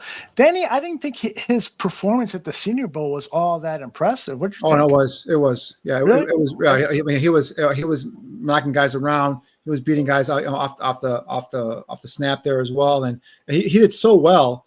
Him and Shamar Stewart did so well that they just ended up leaving. I think it was after Wednesday, because they basically had wrapped up themselves a first round status, and I'm looking at just this little clip here of him, and he's not doing anything too impressive there. He just beat that guard to the inside and got a holding penalty on the guard. Oh, that's true. Okay, and what about here? That hand quickness there, and walks that center right back into the quarterback. So, it's just the use of his hands, the explosive first step, the upfield get off. It's really, and I think that's Miles Frazier, who I'm really high on. Yeah, that's a guy keep an eye on as well. Maybe third round territory for offensive line for the Bears. A guy that could play multiple spots along the offensive line. So we talked about some of the prospects for tomorrow. Don't forget about Miles Frazier. Yeah, fair enough. That's why he studies the tape, and I try to do the graphics and stuff. No. There is inconsistencies with Walter Nolan's game. I mean, I'm not gonna sugarcoat it, right? There's times where where's he at? You can't find him. So that's something that the Bengals are going to hopefully. I'm sorry, I keep saying the Bengals because the Bengals are on the clock. I keep saying the Bengals, but the Cardinals are going to have to coach out of him, right? So that's something where they can hopefully get the best out of him. But yeah, if you get this kid more to running, 100%, and he's a guy that really has some of that twitchiness that you look for inside three technique. I want to share this comment from Brandon Cormack. He says, you can tell all the casual fans who didn't watch Bears games last year how many important blocks, missed, or penalties did Cole commit in crucial parts of the game. Loveland is way more solid and reliable. You want to comment on that? No, he's a good blocker. He's not a great blocker. Now, if you're going to grade him on blocks, Tyler Warren was a better blocker, inline blocker. But I think what Loveland is he's committed to it. He'll try. He's a guy that doesn't shy away from it. I think he's good in terms of down blocks, pinning the edge, and sealing off the edge. So you can see him doing some of that there with the Bears. Obviously, if he gets bigger and stronger, that's only going to help him. In terms of being able to compete with those defensive ends at the line of scrimmage. So he's not someone that I'm going to offset and say he's not a great blocker. He's a guy that can get better as a blocker, but he's not also a guy that will shy away from it. So he's not someone I'm like, he's just a pass catching threat. No, he can be a complete tight end, but initially first year, my opinion, he's going to be helping you in the passing game. Vizzo and I have this running joke about the Bears making arrogant picks, and he's saying that Colson at 10 was an arrogant pick. So Vizzo, Joe, who would you like to get for them to pick at 10? You know who was available. I would like to hear your pick at number 10. All right, and while he is responding to that question, the news is that the Bengals have taken edge Shamar Stewart, a guy who a lot of people thought was overrated because of he was a camp body, a combine body, and everybody was praising him, but his production wasn't very good. Right. Another one, we talked about Walter Nolan. Shamar Stewart was another one that really just stood out at the Senior Bowl. I mean, again, one of the ones I just said earlier, him and Walter Nolan, once they pretty much got their confirmation that they're first round picks, the agent pulled them out of the game, and they just end up leaving. I'm not even sure if they faked an injury or not. I think they just end up walking out and leaving. But Stewart is a guy that, again, for me, the premier boomer bust type of pick, right? If he busts, someone's gonna probably end up paying for it. If he booms, you have a potential Pro Bowl type of pass rusher, or at least an NFL impact pass rusher there. But 5-star, highly recruited kid out of high school, chose Texas A&M over schools like Miami, Clemson, Georgia, Ohio State, so on and so forth. 6'5", 267, 34 1/8-inch arm length. Ran a 4.59 40 at the combine with a 1.58 10-yard split. So that explosive first step. 40-inch vertical, 10-foot, 11-inch broad jump. This guy has some athletic traits to him that you absolutely love.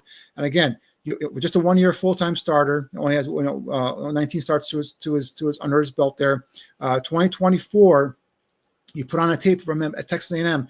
He flashes explosive potential. I mean, there is moments where the tackle had no chance in terms of even getting their hands on him. He's right away into the backfield, but he misses the quarterback. The quarterback just kind of scoops by him and gets away, or he gets back there, he beats the tackle, and he gets back there and he misses the tackle on the running back and he loses the tackle for loss. But if you go back, he's an athletic specimen. We talked about that already. He had 39 quarterback pressures this past year at Texas A&M. So his biggest thing is just finish. You're there. You're beating the guy in front of you. You got the physical traits. Now you're getting back there. Make the play. Just finish. And that's where he's got to have to improve himself. If he is able to finish, again, 39 quarterback pressures, but he had 4.5 sacks for an entire career in college at Texas A&M. It doesn't make any sense. And that's where, again, the finishing aspect of it is where I want to see him improve on. Interesting stat here from Cloudy Future. He says that Bears have the last 7 picks, 6 of them have been in the trenches, offensive or defensive line. So that's good to see. Bears at last the Bears, the last 6 of the Bears' last 7 picks have been offensive or defensive line. Okay. Oh, so in the draft you're talking about the current. Yeah, draft. Okay. Absolutely. Okay, so that's why we're here.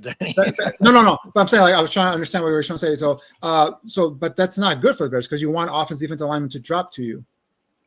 No, he's saying out of the last 7 picks that the Bears have made in the draft, going back to last season, he's saying 6 out of those 7 have been either offensive linemen or defensive linemen. Am I understanding you correctly, Cloudy? Oh, well, he's saying for this draft? No, that's why I was confused. Okay. Because obviously they picked a punter last year. They picked they picked a tight end this year, so the math doesn't jive there. So that's why I was trying to understand what if 6 of the last 7 picks in this draft were offensive defensive linemen. That's not good for the Bears, if I'm understanding you correctly there, Cloudy. Meaning because some of those guys aren't dropping. So we're getting a run on offensive defensive linemen. I think that's what he was trying to say. Okay. Well, Claudia, if you got some more texture on that, I'll put it up on the screen. It makes a really good point regarding Shemar Stewart, that all of those pressures and hurries is something that NFL coaches really value nowadays, because it is so difficult to get sacks when quarterbacks are getting rid of the ball so quickly. And so if you can at least disrupt those passes, those short passes, and that's why there's such a premium now on the rushing up the middle, because that's the biggest way to put pressure, the fastest way to put pressure. But Shemar Stewart putting pressure in from the edge position is a valued commodity. Right. Yeah, you'd like to see the sack, you'd like to see a tip pass, and he's got to improve on that. But nonetheless, Shemar Stewart does get some respect from people. That's why he's a boomer bust guy. If he starts getting the sacks and starts getting to the quarterback and finishing, then use your boom pick, right? But obviously, if he continues the trend of just getting there but not finishing, a guy gets away or whatnot. Because remember, if you can get a quarterback pressure because you made the quarterback move, leave the pocket or whatnot, but the quarterback could still make a successful play out of it. You still credit with pressuring the quarterback. Indeed. Vizzo said that the guy he would have taken at 10 over Colston, to answer your question, Danny, was Michael Williams. Okay, I agree. And that's, I said that too, Vizzo. I said, Vizzo Joe, I said, we're gonna judge this now because he went to the 49ers, Michael Williams, and this is where we're gonna kind of like now say, all right, was that a mistake, right? So that's something we'll have to keep in mind as we move forward. But yeah, I mean, I think Colston Loveland's going to be a good player in my opinion. I think Michael Williams is going to be a good player in my opinion. Hopefully, they both go on and have great, successful careers. That'll be great for both teams. But we'll see what happens. But yeah, I mean that I agree with you there, Vizzo Joe. I that would have been my guy as well. I got Daniel Jeremiah talking about Shemar Stewart. He's going to basically echo what Danny said, but let's get a new voice in here. Shemar Stewart from Texas A&M is easily the most polarizing edge rusher in this draft. I mean, he is the ultimate example of traits versus production. He has got all kinds of twitch. He's explosive. He's disruptive. He just hasn't been able to, to finish, to compile sacks. But more and more teams don't really, they aren't focusing quite as much on the sack number as they are on win percentage, pressure percentage, where he's more than functional there. he plays really, really hard. He would, he would be an interesting one I would keep an eye on. I would not rule out, but there are teams with wildly different grades on him. Top 10 grades, second round grades, like that type of a range. But I would think he'll definitely be in that conversation. Danny, it looks like Gray Zabel is off the board. Yeah, I was just going to tell you, Gray Zabel just went to the Seahawks, pick number 18. So again, talking about the Senior Bowl, this is another guy that came down there was a hit at Mobile, was a talk of the town, if you will. 6'6", 312, 32-inch arms. This is the guy that was a 3-year starter for North Dakota State. Started 41 games, the final 36 consecutive games. So talk about being durable there. And he finished his career as a left tackle at North Dakota State, but he's played right tackle, left guard, and right guard. And the talk was that this is a guy that's going to end up being most likely a center at the next level. So very versatile guy. Really, in terms of showed his athletic ability to be able to bend and be able to kind of take on power and stymie a power rush. So plays with an attitude. Seeks to bury defenders. Just looking at some of my notes here, he's a nasty finisher who will win his feet on contact and will consistently block through the whistle. You guys know I love nasty, mean offensive linemen. Solid in terms of hand usage. Will work to defend. Again, defender's hands off of his chest and utilizes his hand placement and run blocks. Get that outside shoulder, turn him, leverage him. I think this is a guy that's going to be a pretty good player. Now, again, he started taking snaps at center down in Mobile. Like I said, he played at all 4 of positions at North Dakota State: left tackle, left guard, and right tackle. Just didn't play center. But that's where a lot of scouts and a lot of teams were kind of projecting him at the next level. Was kicking him inside and making him a center. I think that may be what Seattle's thinking of here. Let's see, taking a look at their roster here real quick. Curious to see what they have currently at the center position on their roster here. Looking at Seattle, they have Olu Adewami, the kid from Michigan from a couple of years ago. He was the 5th round pick in 2023. So they obviously are probably looking to upgrade there, and I think Gray Zabel has a chance to probably go in there and maybe even win a starting job there early on in his career with the Seahawks. He was 8th on your top 10 offensive linemen for this draft. So out of your top 10 list, Will Campbell is gone. Membu is gone. Booker is gone. Banks is gone. And now Zabel. So 5 of your top 10 are gone. And so there is some worry in the chat room. Are the Bears going to trade back up to get an offensive lineman in the first round? What's your sense after Miles Frazier, who you have at 10, were the guys at 11, 12, 13, 14, 15 viable guys for the second round if your top 10 is gone? For me, they were not viable for second round, because second round, I remember, we're pretty high in the second round, right? So they're more like third round. If you're able to trade on, get a 4th round, maybe in 4th round range area.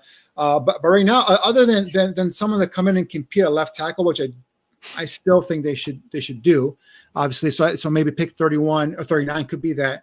Of the guys on the list, I wish I had an indication in terms of Josh Simmons' medical. Everything at the combine said that he was on pace. At the Ohio State Pro Day, he did some offensive line positional drills, but didn't do any running or anything like that. So you don't know. And but that's a kid. If he's healthy, he's a guy I think it's worth trading back in and getting in the first round. If you can sit back and get him in second round, you're potentially taking your top 2 picks are medical, flags on them. That could be something that where Ryan Poles is going to have to explain something to the fan base there. Again, both are hell of a players, and like I said, I think Loveland will be fine. But Simmons patella tendon, that's a big injury, and we don't know how it's going to affect them.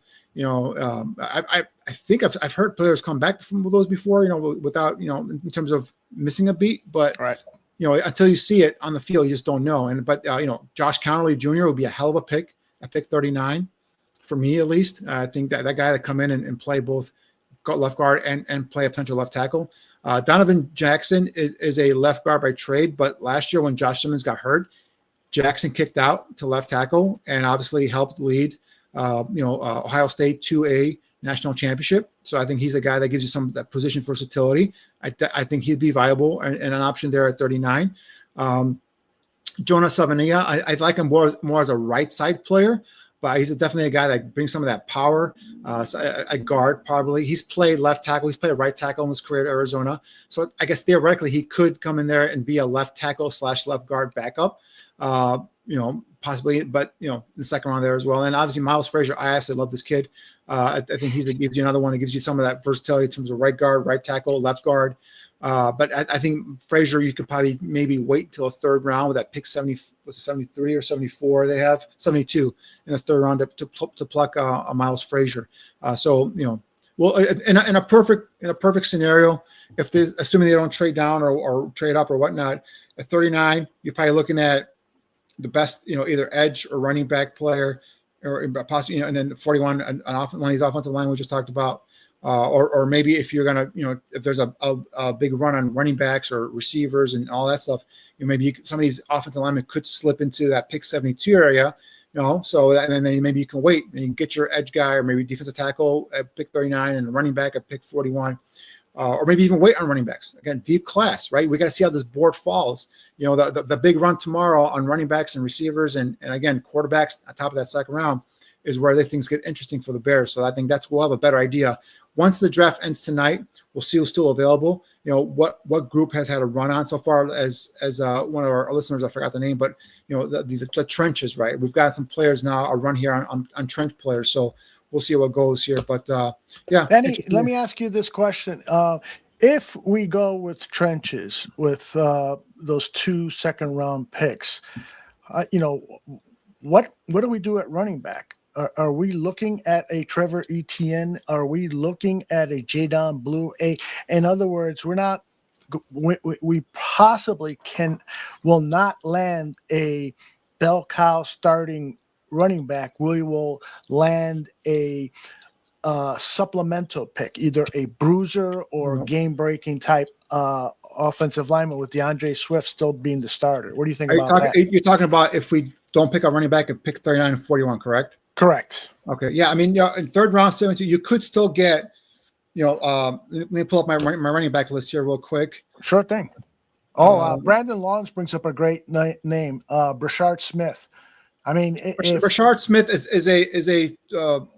he's a gimmick kind of player. He's a guy that was a receiver, switched over to running back.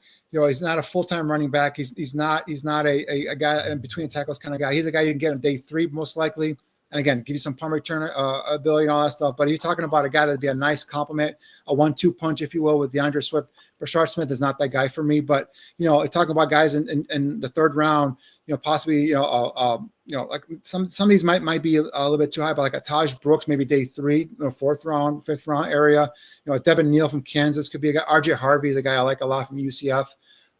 You mentioned Etienne. Caleb Johnson could be a guy in the third round, potentially at pick 72. We'll see how far he goes. But right now, the Buccaneers just picked Emeka Egbuka, the receiver from Ohio State. So and he's you love this guy. I do love this guy. I love him as a slot receiver. I love him for the Bears as a slot receiver, particularly. Good size, 6'1", 202, around a 4.46 40. Speed was his big downfall and the question mark in terms of could he be a vertical threat? But again, former baseball player, 5-star high school recruit coming out of high school, 3-year starter, a team captain, a leader for the Buckeyes. Obviously, national championship winning team, had 81 receptions, over 1,000 yards, 10 touchdowns. This is the guy that can be a weapon, lining up in the slot, could block as well. So that's what I was looking for. That's why he made my list, and he was high on my list of receivers for the Bears because I wanted a guy in the slot, and a guy that was block, and a guy that can stretch the field vertically. And I think he brought all 3 elements at receiver. So I think the Buccaneers here, obviously with Mike Evans and with Goodwin coming back, they have the kid they picked from last year from Washington. His name, I think it was a late round pick. I forgot his name, but you adding another kid like Egbuka here. I think that's a nice pickup here for the Buccaneers. Definitely. The Buccaneers. And with the Mike Evans probably getting close to retirement, that makes a lot of sense for this team. I think I got some highlights of Egbuka coming up for you to talk over. Let me see if I can grab this. Stewart. Get rid of that. Yeah, the big thing with him is just the physicality in terms of, what he does after the catch. A big guy over 200 pounds at 6'1", a really good route runner in terms of, setting up the corners, using, head fakes and jab steps and be able to get a guy leading one way or the other and then, coming free. So yeah, just to me as a receiver that really kind of just like Jackson Smith-Njigba a couple of years ago with Seattle, a guy that could, make a living in the slot, not a burner per se, not a 4-3 guy. Like Matthew Golden, I think is still out there, sitting out there in terms of a receiver who's got that 4-3 blazing speed. But, with Ibuka, just tough, physical, team captain, leader, again, blocks well, a pretty good route runner, again, my comp was Jackson Smith-Njigba in terms of that kind of ability from that slot position. So I think this is a pretty good pick for the Buccaneers. Obviously they're building on that offense there. And now they give Baker Mayfield another weapon.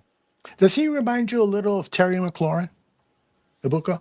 A little bit. I mean, McLaurin wasn't as successful as Ibuka was in offense. Remember, McLaurin was, until we got to the Senior Bowl, McLaurin was more known for his special teams prowess, right? Yeah, right. And then went to the Senior Bowl, had a great week, and really kind of turned some eyes there, some heads, and then went to the Combine, ran a blazing 40 time, and next thing you know, he was a third round pick, and one of the better receivers in the draft in the NFL currently, as we speak.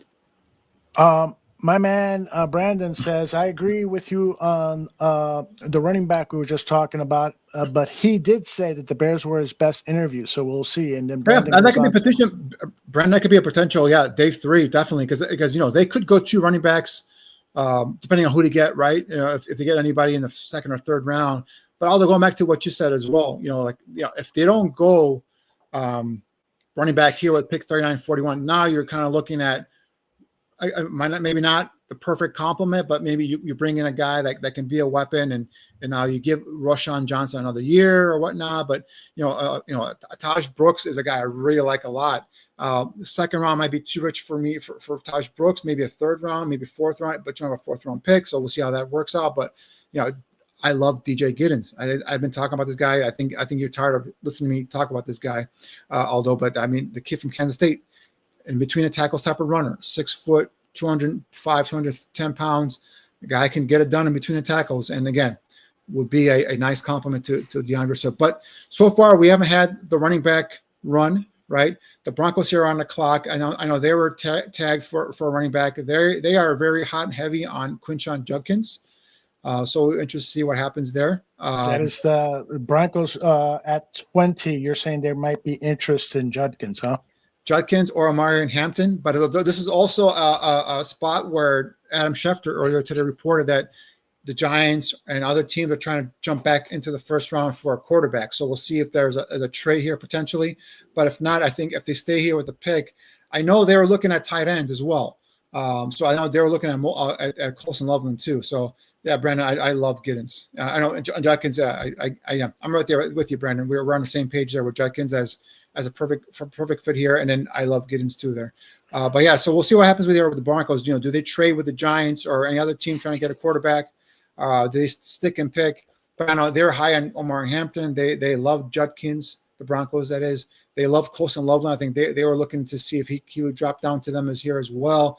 I forgot who I heard it from, but Sean Payton had compared Loveland to his Jimmy Graham type of option, pass catching option. So we'll see how it goes. But there hasn't been a run at corners at all, right? So that you expect that like in 2nd round. I think that's where you're going to see a run on defensive backs. Speaking of corners, Jahdae Barron. Okay, there you go. Now, I knowing that the Bears weren't going to draft a corner or feeling very strongly about it, so I didn't really look at this guy much, and I'm assuming that you didn't either. But tell us what you know about. I did preliminary work on some of these cornerbacks. Like I said, I didn't do a deep dive just because of I don't know if they were going to go early with the cornerback at all, to be honest with you. But obviously, let me pull up my notes on Barron here. 5'11", 194. He's a guy that, 4.39 speed, 1.55, 10-yard split, 35-inch vertical. He's got that athletic ability. This is a 4-star recruit out of high school. Initially, this is a guy that played corner and receiver, lettered in basketball and track. So he's a great athlete. Give me 1 second here. I'm about to call for one. Sorry about that. I had a No problem. The 3-year starter. This is a guy that works out of the slot. He's a slot corner. He's a guy that does, is physical in terms of near line of scrimmage. In terms of his production, his on ball production, not really there, but only has 2 career interceptions.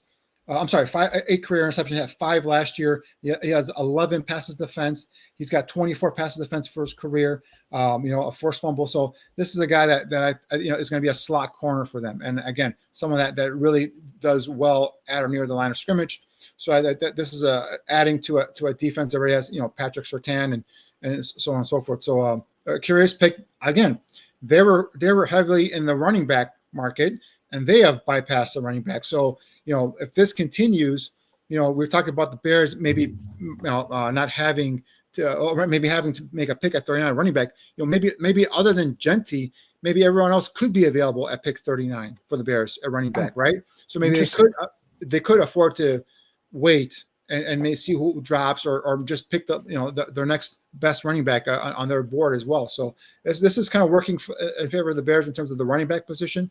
Obviously, the offense defensive lines are the next big priority for I believe all of us here in this chat.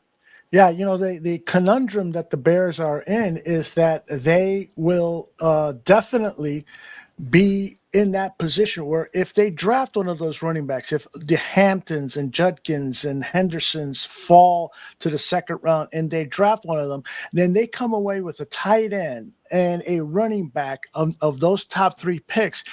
This administration, the Ryan Poles general managership, is going to really be criticized a lot because you did not devote 2 of those top 3 picks to trench players. Instead, you pick skill players. That's the conundrum that they're in. And Ryan Poles could be gambling with his future as general manager of the Chicago Bears. Yeah, I mean that's an area, me. That's an area that I'm always concerned about. Obviously what they've done inside and the offensive line is a good start. I would like to fortify some of that backup there. So particularly on the left side. Now, could Braxton Jones be ready to go and be healthy? Sure, but that's a big gamble, right? And they're talking about him not being able to get on the field until August. That's preseason time. Karan Armagaji, I just can't see you going through an entire offseason with just Karan Armagaji as your left tackle.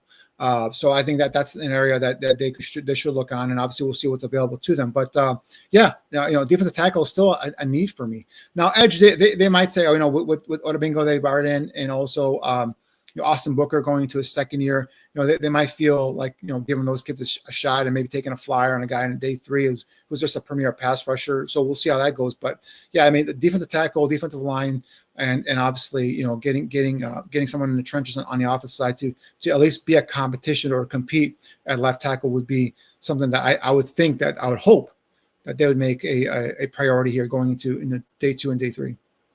Interesting. Ojo Loco says he would have taken Mike Green. That's a risky pick, Ojo, because of this. All right, the Steelers just passed on Shedeur Sanders. They passed on him, and they're going with my guy Derek Harmon, the defensive tackle from Oregon. I was hoping he'd fall to the Bears. Yeah, me too. Oh my gosh. So the Shedeur Sanders downfall. I mean, he will likely fall out of round 1 unless one of those teams at the top trades back into the first round. Yeah, he is in trouble. That is really bad news for Shedeur Sanders. Well, tell us about the Steelers pick and why you love Derek Harmon so much, because you've been touting him for a long time now. Yeah, a big guy, 6'4", 313 pounds with 34 and 3/8-inch arm length. This is a guy was at Michigan State for his first 3 seasons, transferred to Oregon. Started 14 games for the Ducks there and had his best season. Led all FBS interior defensive linemen with 55 total pressures generated, according to Pro Football Focus. Ended up with 5 sacks, 4 pass defense, 2 forced fumbles, and 11 tackles for loss. So, great size, length, carries his weight well, easy mover in space. This is a guy that's difficult to displace, has a strong upper body. He can control blocks and locate the ball post snap. Strong hands, along with the length, allow him to be able to press blocks, extend them, and make plays. Flashes that's someone in the gap and disrupts the runner's path. very disruptive in terms of at the line of scrimmage. This is a guy that will peek into the gap and be someone that will get that running back to change his course. Could get after the quarterback as well. Can generate a strong bull rush with some of the size and length that he's got. Can also get skinny. Can get skinny and pierce through gaps. Again, using his quickness and moves like the rub, the rip, the club, and the swim move. Scheme versatile. Could be a 3 technique. Could be a nose tackle. Could be a 5 technique. Obviously, the Steelers picked him. They run a 3-4 scheme. They're probably going to use him, I would think, as a 5 technique. This could be the Cam Hayward replacement down the road. So heck of a pick here by the Steelers.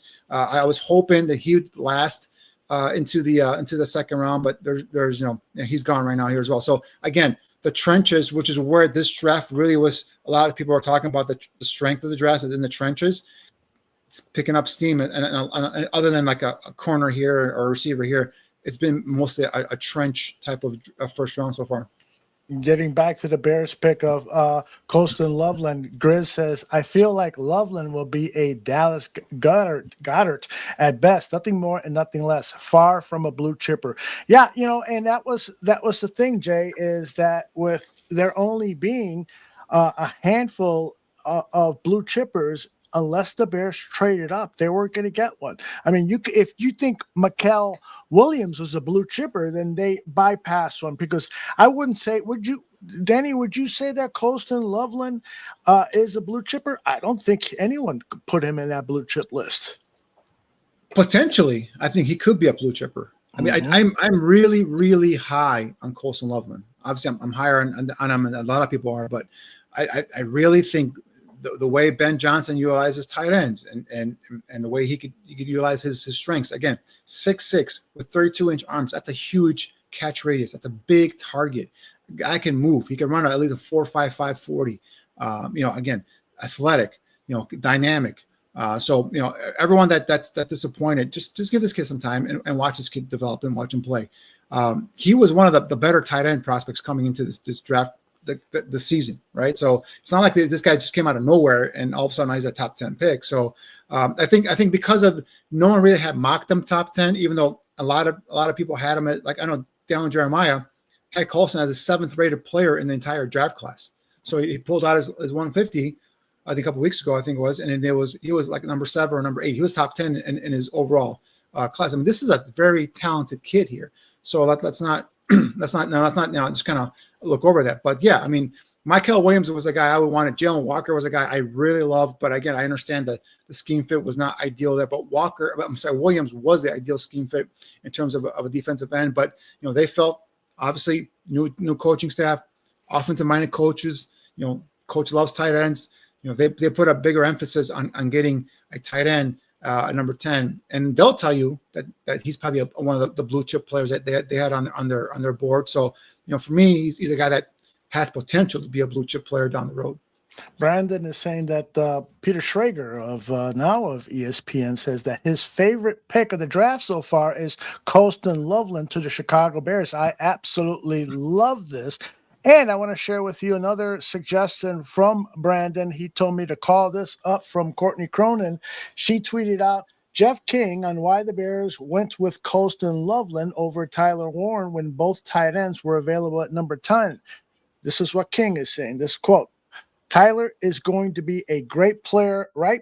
But for us, we just felt that the alignment from coaching, scouting, everybody that touched both players, that he was the best fit for us. We aren't comparing players, but both of those guys are going to have really good careers. But Colston was the best fit for us. I think Danny Sherman was in on that scouting room exchange when the Bears were talking about, because that's what King is echoing what Danny's been saying.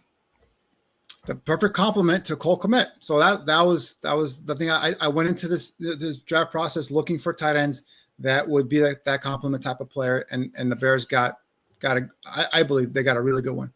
Friend of the show and East West Shrine Bowl executive director Eric Galco is echoing what Danny is saying right now. So lots and lots of stuff. Ho Loco is really going loco over this pick. He's not a fan of it. D. Starren says, I just saw that Colston broke 7 tackles in the last 2 seasons. Broke 7 tackles in the last 2 seasons. What a steal. I think he's being sarcastic there.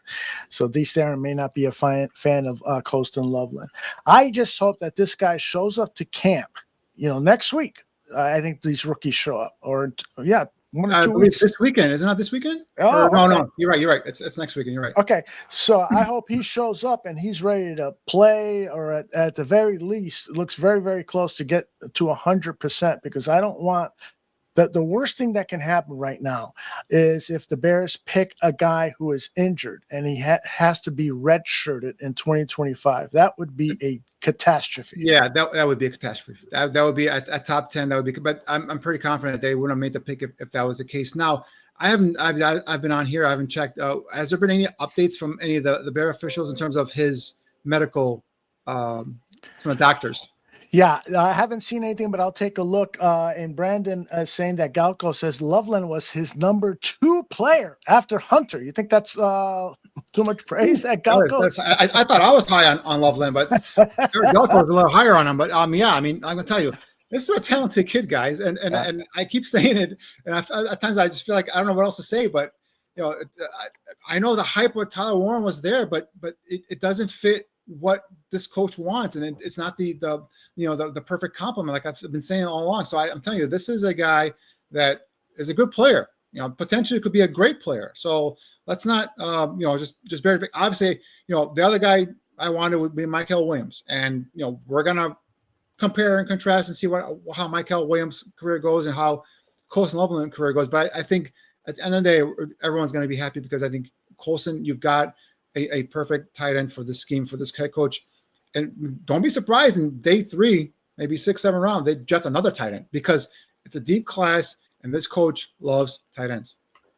Danny, here's what I'm going to do. I am going to find do you mind, I should ask, if I play your Colston Loveland analysis on our channel? All right. So let me call that up here in our primitive way of doing things here. And one man doing all the background stuff. That's not TV. That's a move tight end who has a big catch radius and huge hands.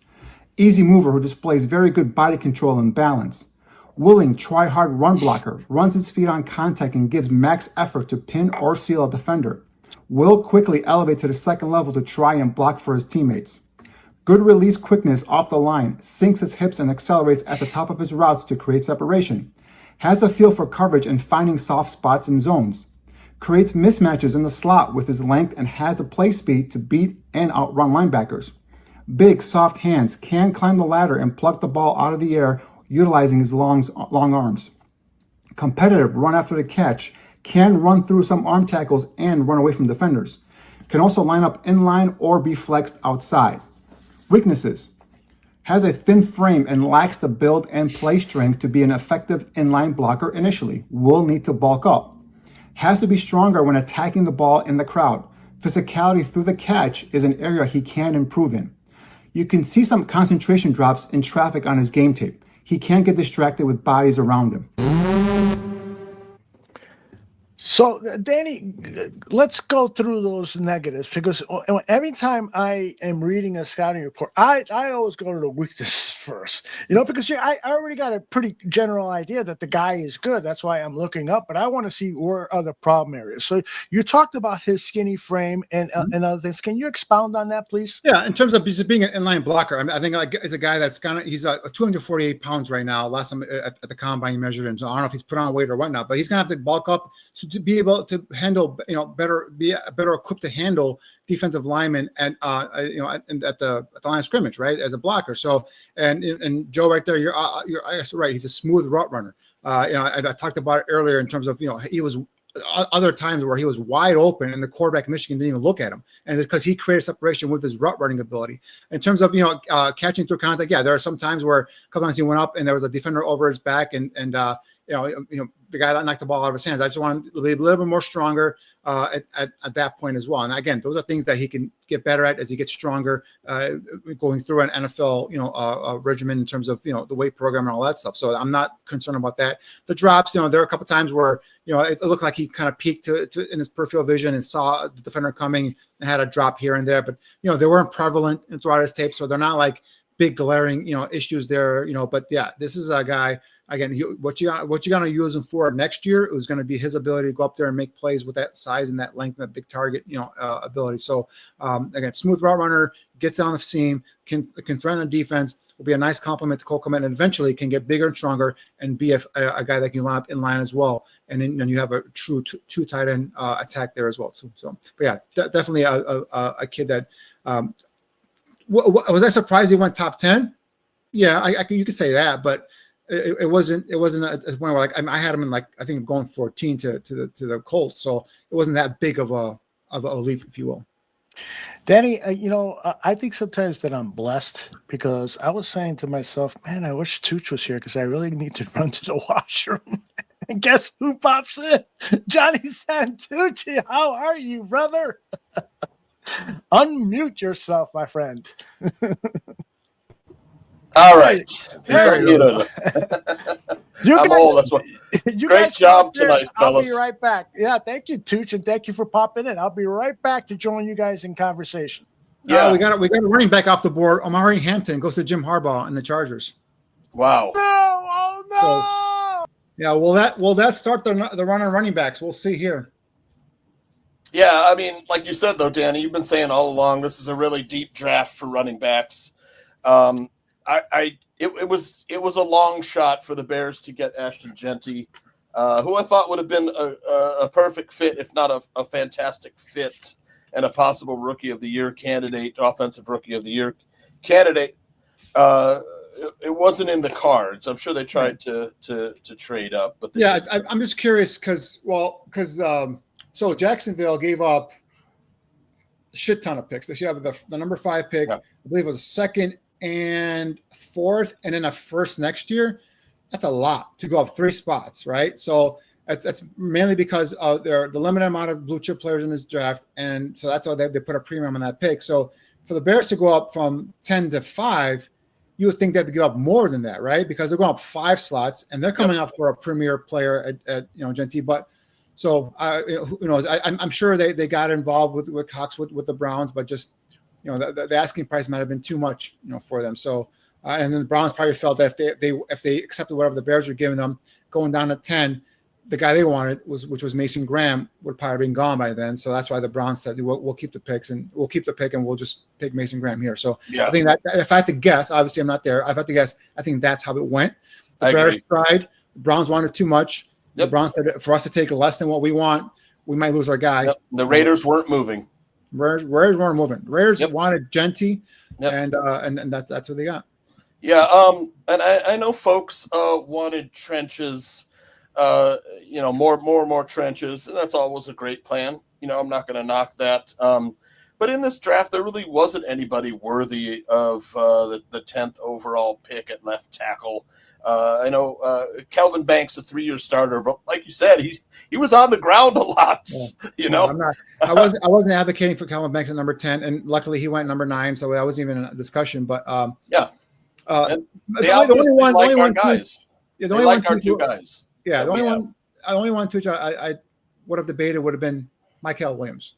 Yep. Defensive end, but best run defending edge in the draft. Right. So I think what they kind of figured said, all right, we made the free agent signing with the kid from the Colts. Yep. We still have Austin Booker that they probably believe in. There's still an opportunity with the high 2nd round picks. They might get an edge guy there that they might like. So we'll see what happens as this all plays out. But yep. I think they knew that they were not going to get a Colson Loveland if there were any trade offers, right, to trade down. So I think this was a guy. Again, everybody kept saying Sam Laporta, but they're equivalenting Sam Laporta with the wrong tight end.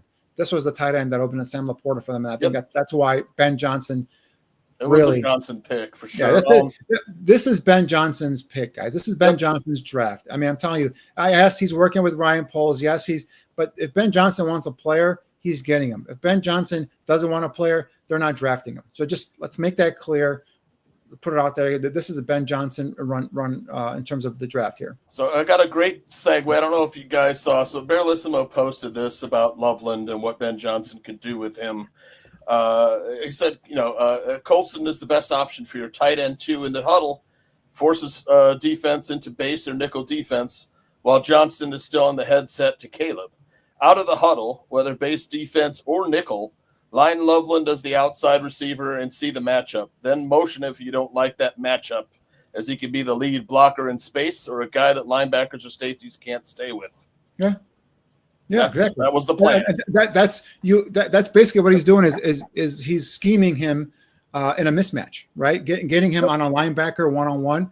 Again, Loveland with his long strides, with his speed. With this big catch radius, he's a big target. Caleb can throw it down the seam and Loveland go up and make the play on the ball. So, and also we saw on some of the highlights in my breakdown there as well, where he's got some yak opportunity in terms of you just give the ball to him in open space. Yep.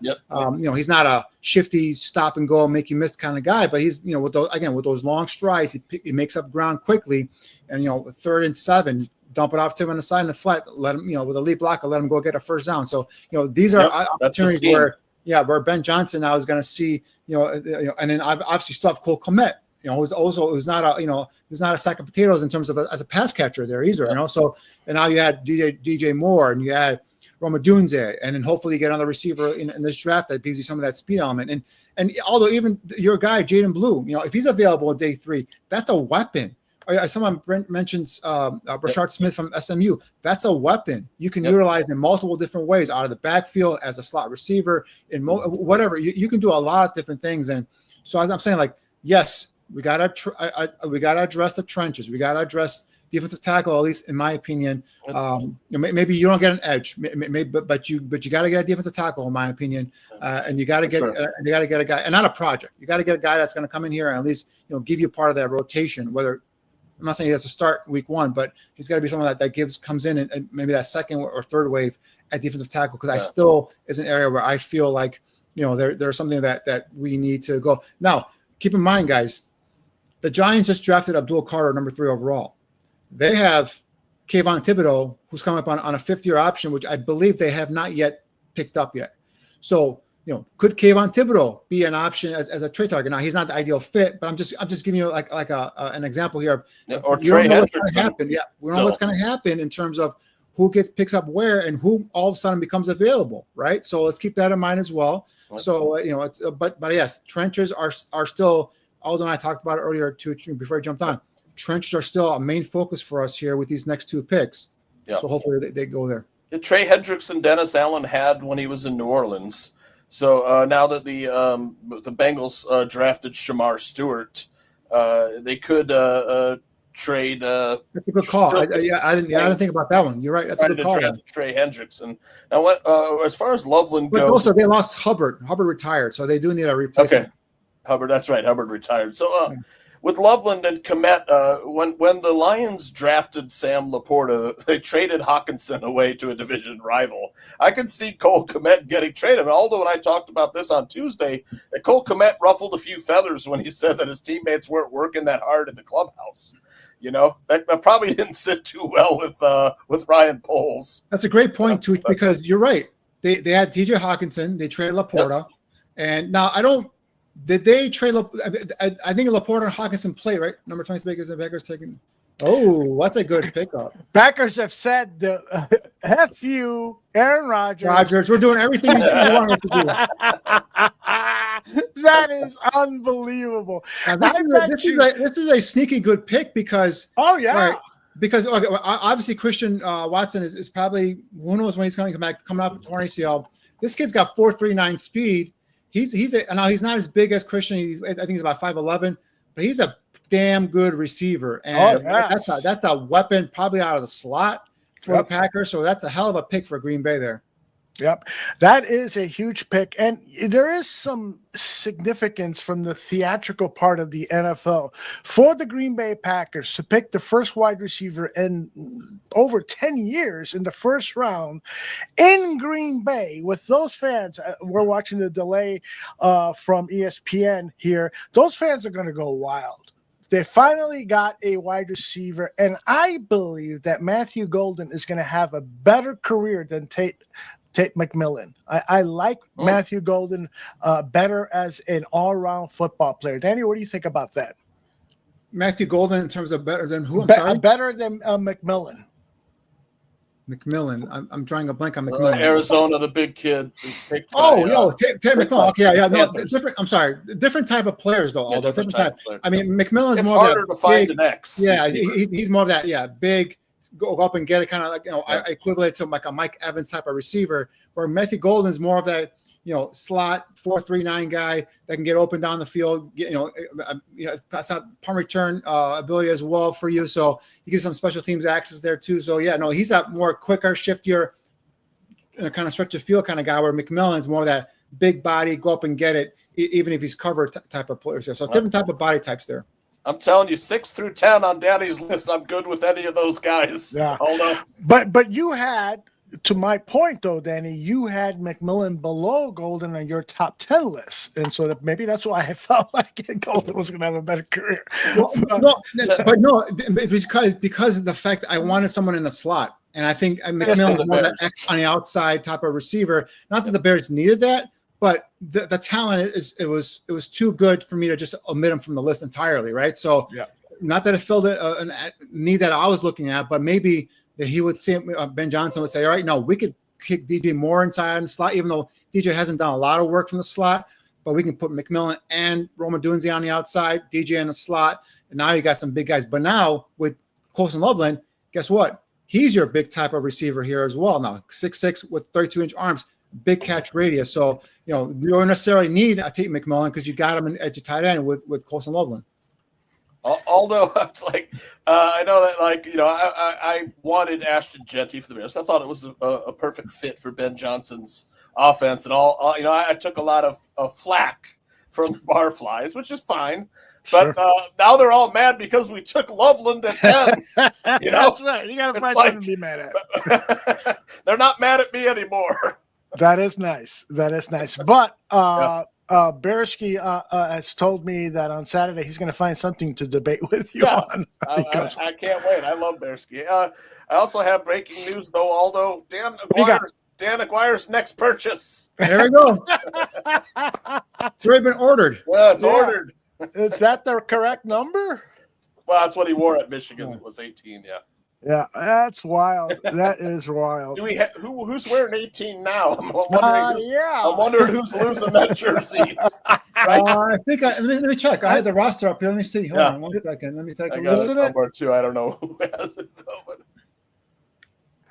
come on, you guys know this. There's still time for Poles to draft another punter, though, Aldo. A few picks. Does Iowa have a punter? He's drafted 2 in 3 years, though, Danny.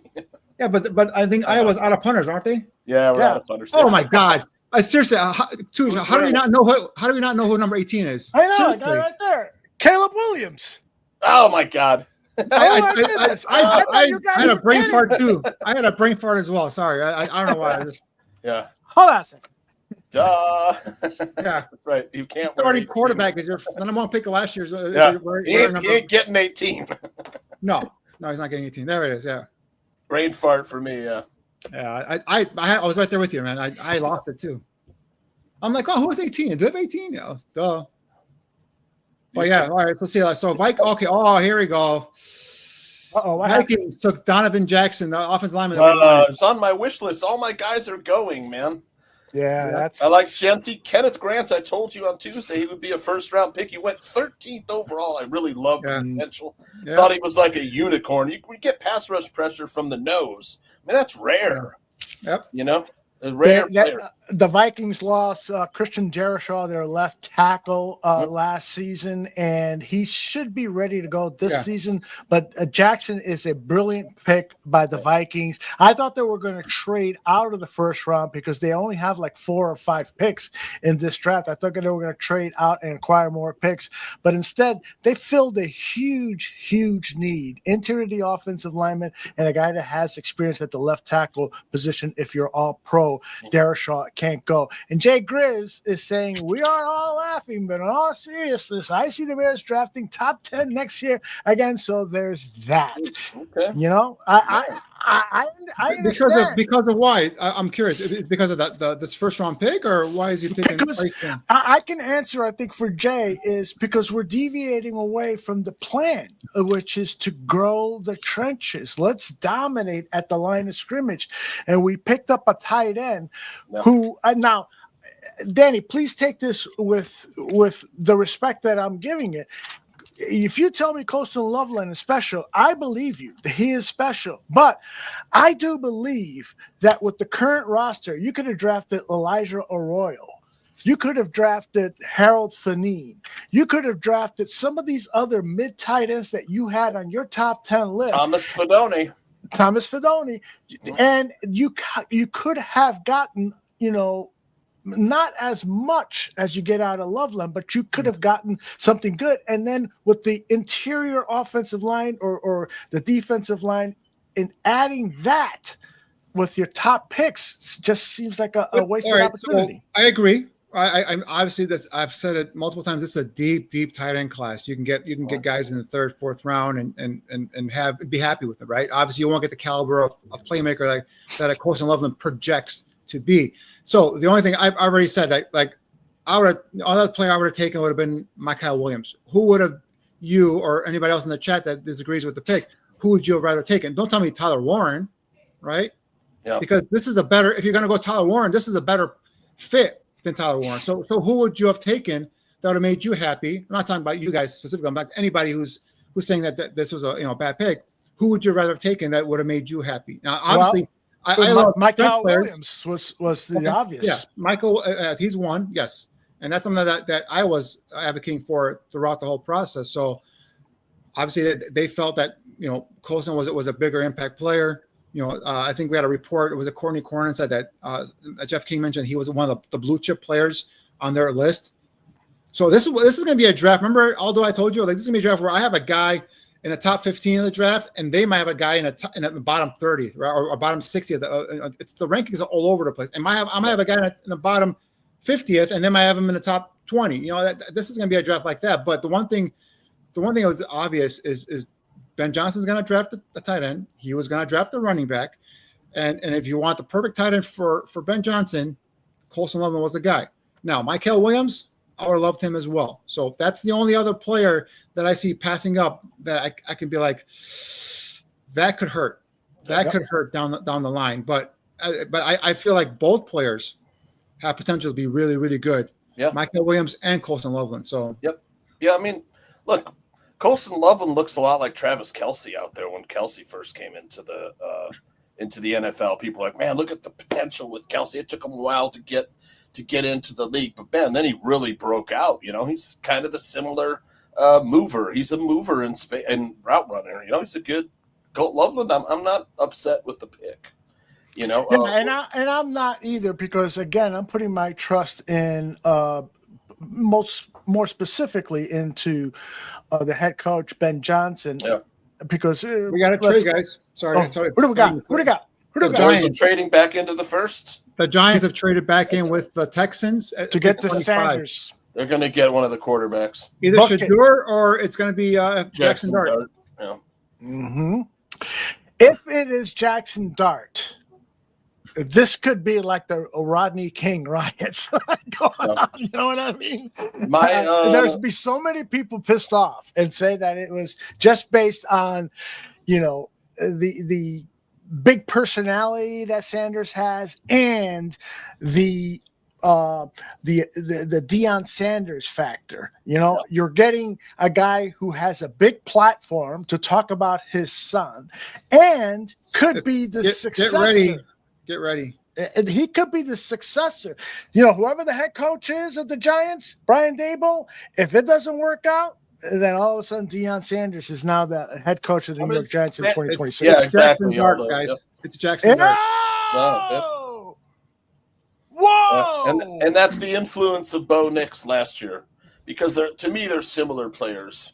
I liken Jackson Dart a little bit. Bo Nix obviously a better player, in my opinion, but Dart similar player. Yeah, Dart, or at least that's what they hope. So they're both similar in terms of athletic quarterbacks, right? Yep. I think Bo Nix had a well, I know I think Armstrong. Dart's got a good, nice big arm too. Yeah, my big arm. Yep. But the thing is Bo Nix. The experience. I think experience. The experience there is what I think put him. He was over in the top. college forever, right? And like when you watch Jackson Dart play, I mean, because I broke down obviously Jordan Watkins, the tight end. I broke down Trey Harris, the receiver. Yep. There are times where he wouldn't pull the trigger on a ball and will tuck it and run. Right. Yep. So he's a guy that kind of like a Jalen Hurts, if you will. I think that's a comparison I heard a lot about him, where he just doesn't pull a trigger, but prefer to hold on to the ball and run it. Maybe even like to a certain extent, Justin Fields, or just wouldn't pull a trigger. Right? Yeah. Throw it. And now, so that's where the Giants are gonna go to, and then the Giants did a lot of work on all these quarterbacks. So if the Giants pass up on him, I mean, at this point, Shedur's gonna, I think, drop out of the first round, unless the team like I don't know. I told you, I said on Tuesday, I think you draft he'd fall out of the first. It will be a second round pick. Unless a team like Cleveland. Maybe the Steelers trade back into the first round. I don't know, right. Or who knows, But the Cleveland have the first pick in the second round, so they can just sit there and pick them there if they want. Well, Ole Miss had 3 really good wide receivers, man.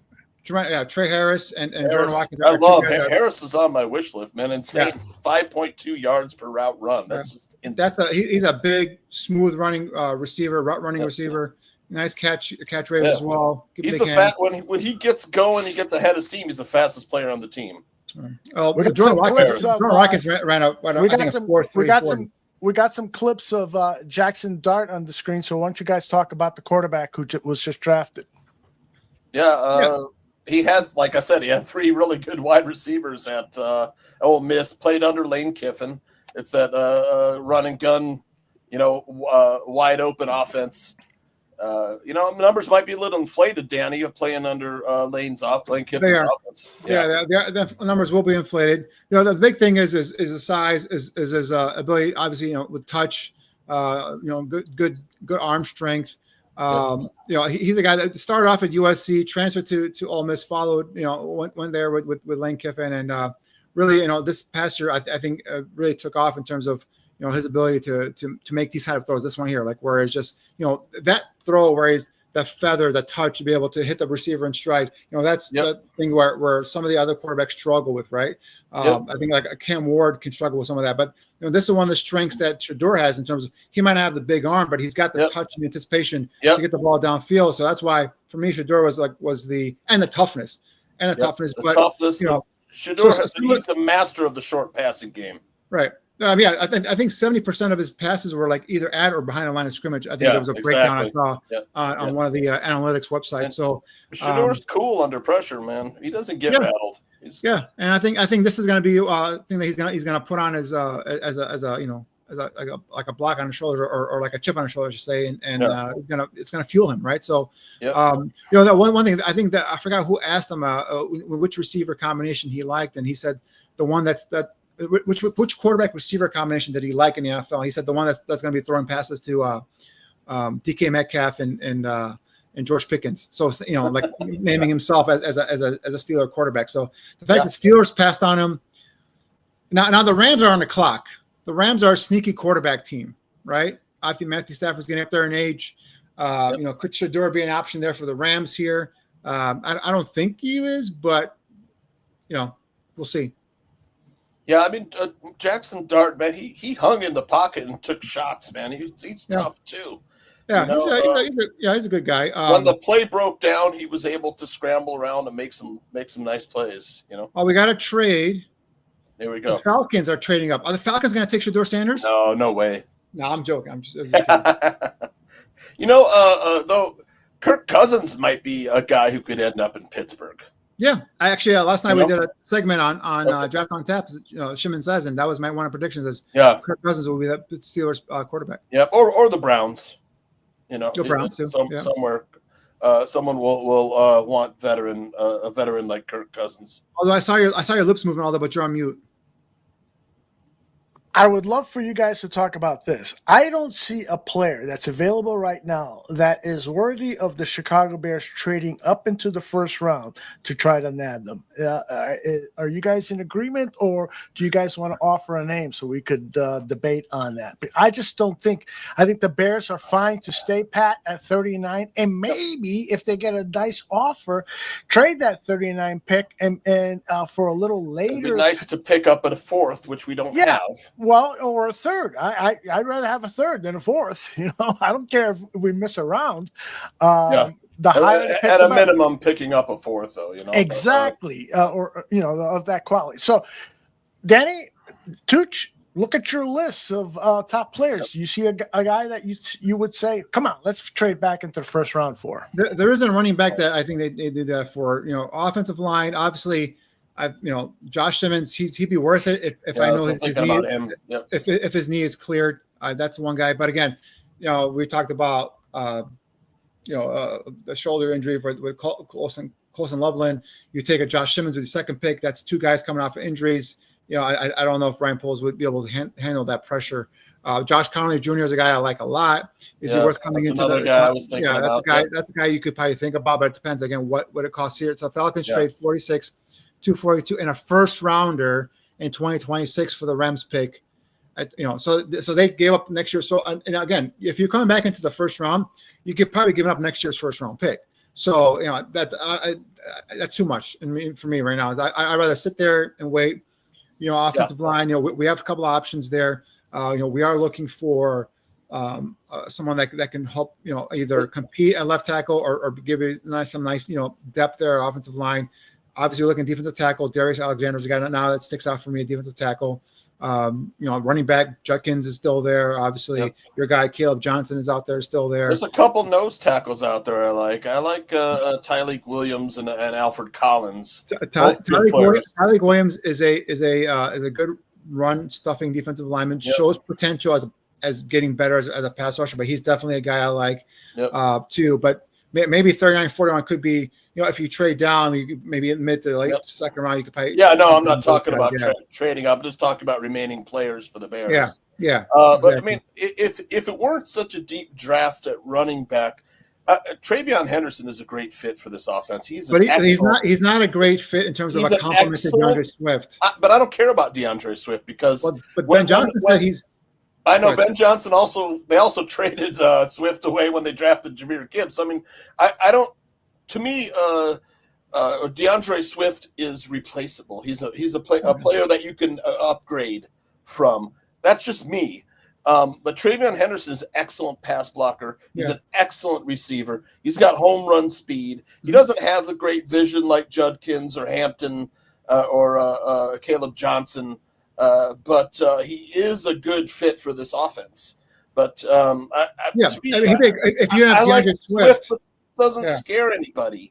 Right. If you have DeAndre Swift, I'm not drafting players because I have DeAndre Swift already. I don't give a crap about him. I mean, that's I like how I went the player. into it. He's okay, but he's replaceable. I know you went into it like that, but I went into it like that. I'm thinking, all right, let's get a running back. But because I had the same thing with Detroit, they got rid of him in Detroit. I'm thinking, but then Ben Johnson talking glowingly about him. He's got plans to use them.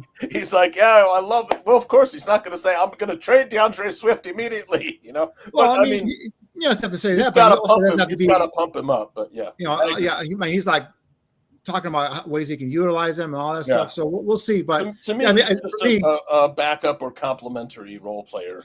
For me, he's a guy that should never been signed in the first place. To be honest with you. I agree.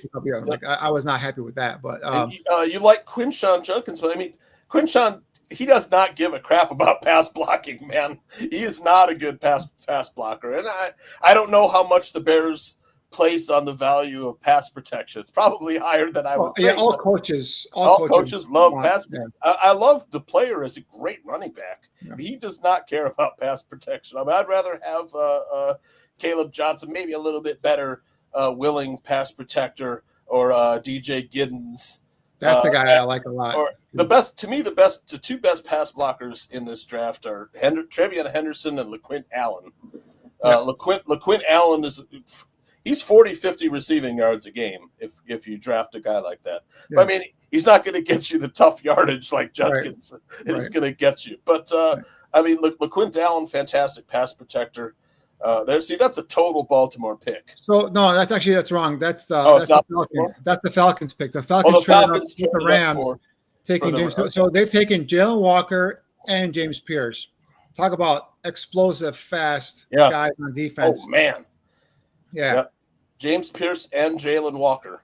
Yeah, they got Jalen Walker in the first and with the 15th pick, and now they traded back up, Ouch. giving up. Are they their are first they pick going next year. to going to a 3-4? No, they're a 4-3. Raheem They're a Morris is 4-3, the okay. coach. Yeah, so he's Right. he's going to be a designated pass rusher. I'm talking about some speed now.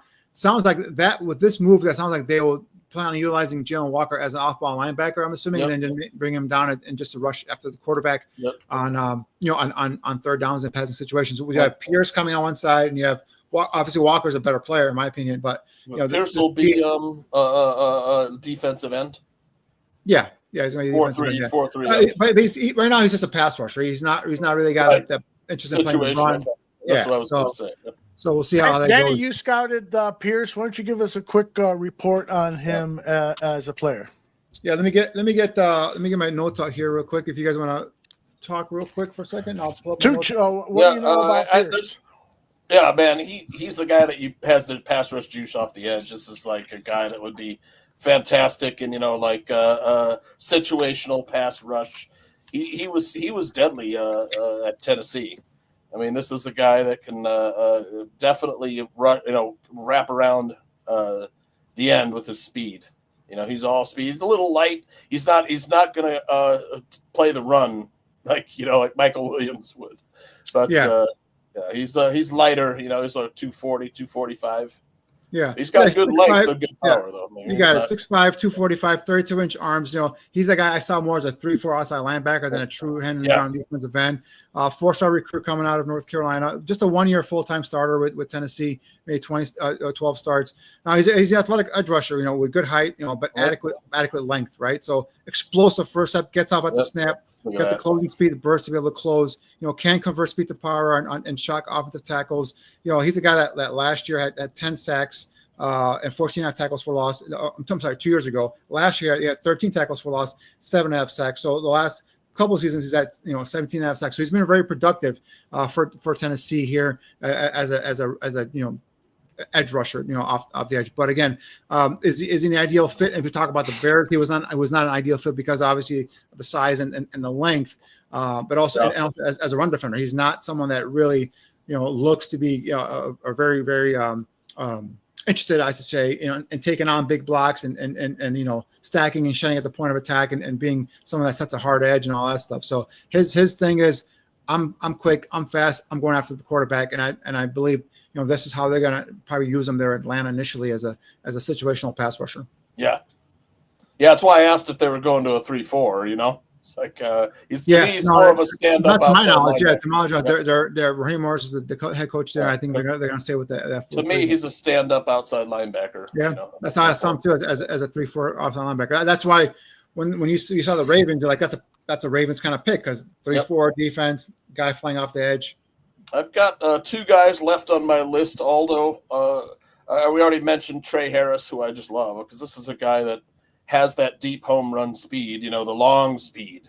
Like it doesn't show in his 10 yards, his 10-yard split. It doesn't show, and he ran a 4.5 40. But man, when it's like when Greg Gabriel tells the story of Lance Briggs, where he says he ran a 4.7. Lovie Smith said, "I can't have him. He can't play." I'm like, Lovie, I'm telling you, he's a 4.5 player. He plays 4.5. This is the same. To me, Trey Harris has that long speed that can take a slant to the house.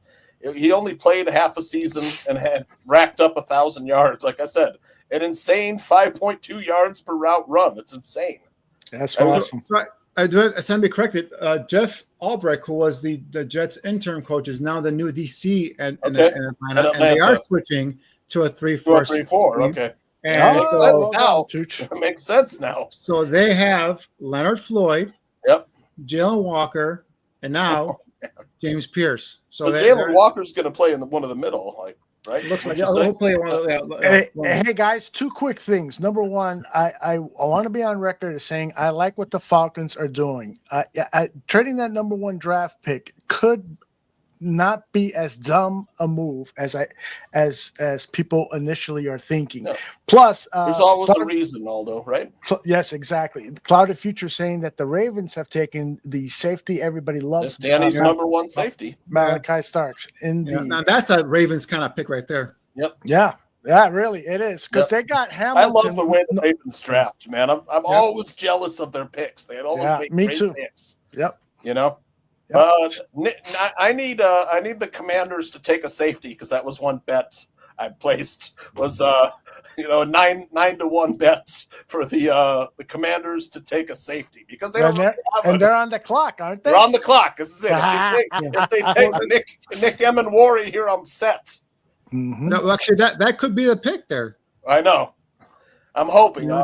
That's why, when no, actually, I think Detroit's on the clock right now. Okay, Detroit's on the clock. Yeah. Okay. Detroit's on the clock. Yeah. So that's why when everyone was saying Emenwari was the top rated safety, and I'm like, wait, are you guys missing Malachi Starks? Like, how is he?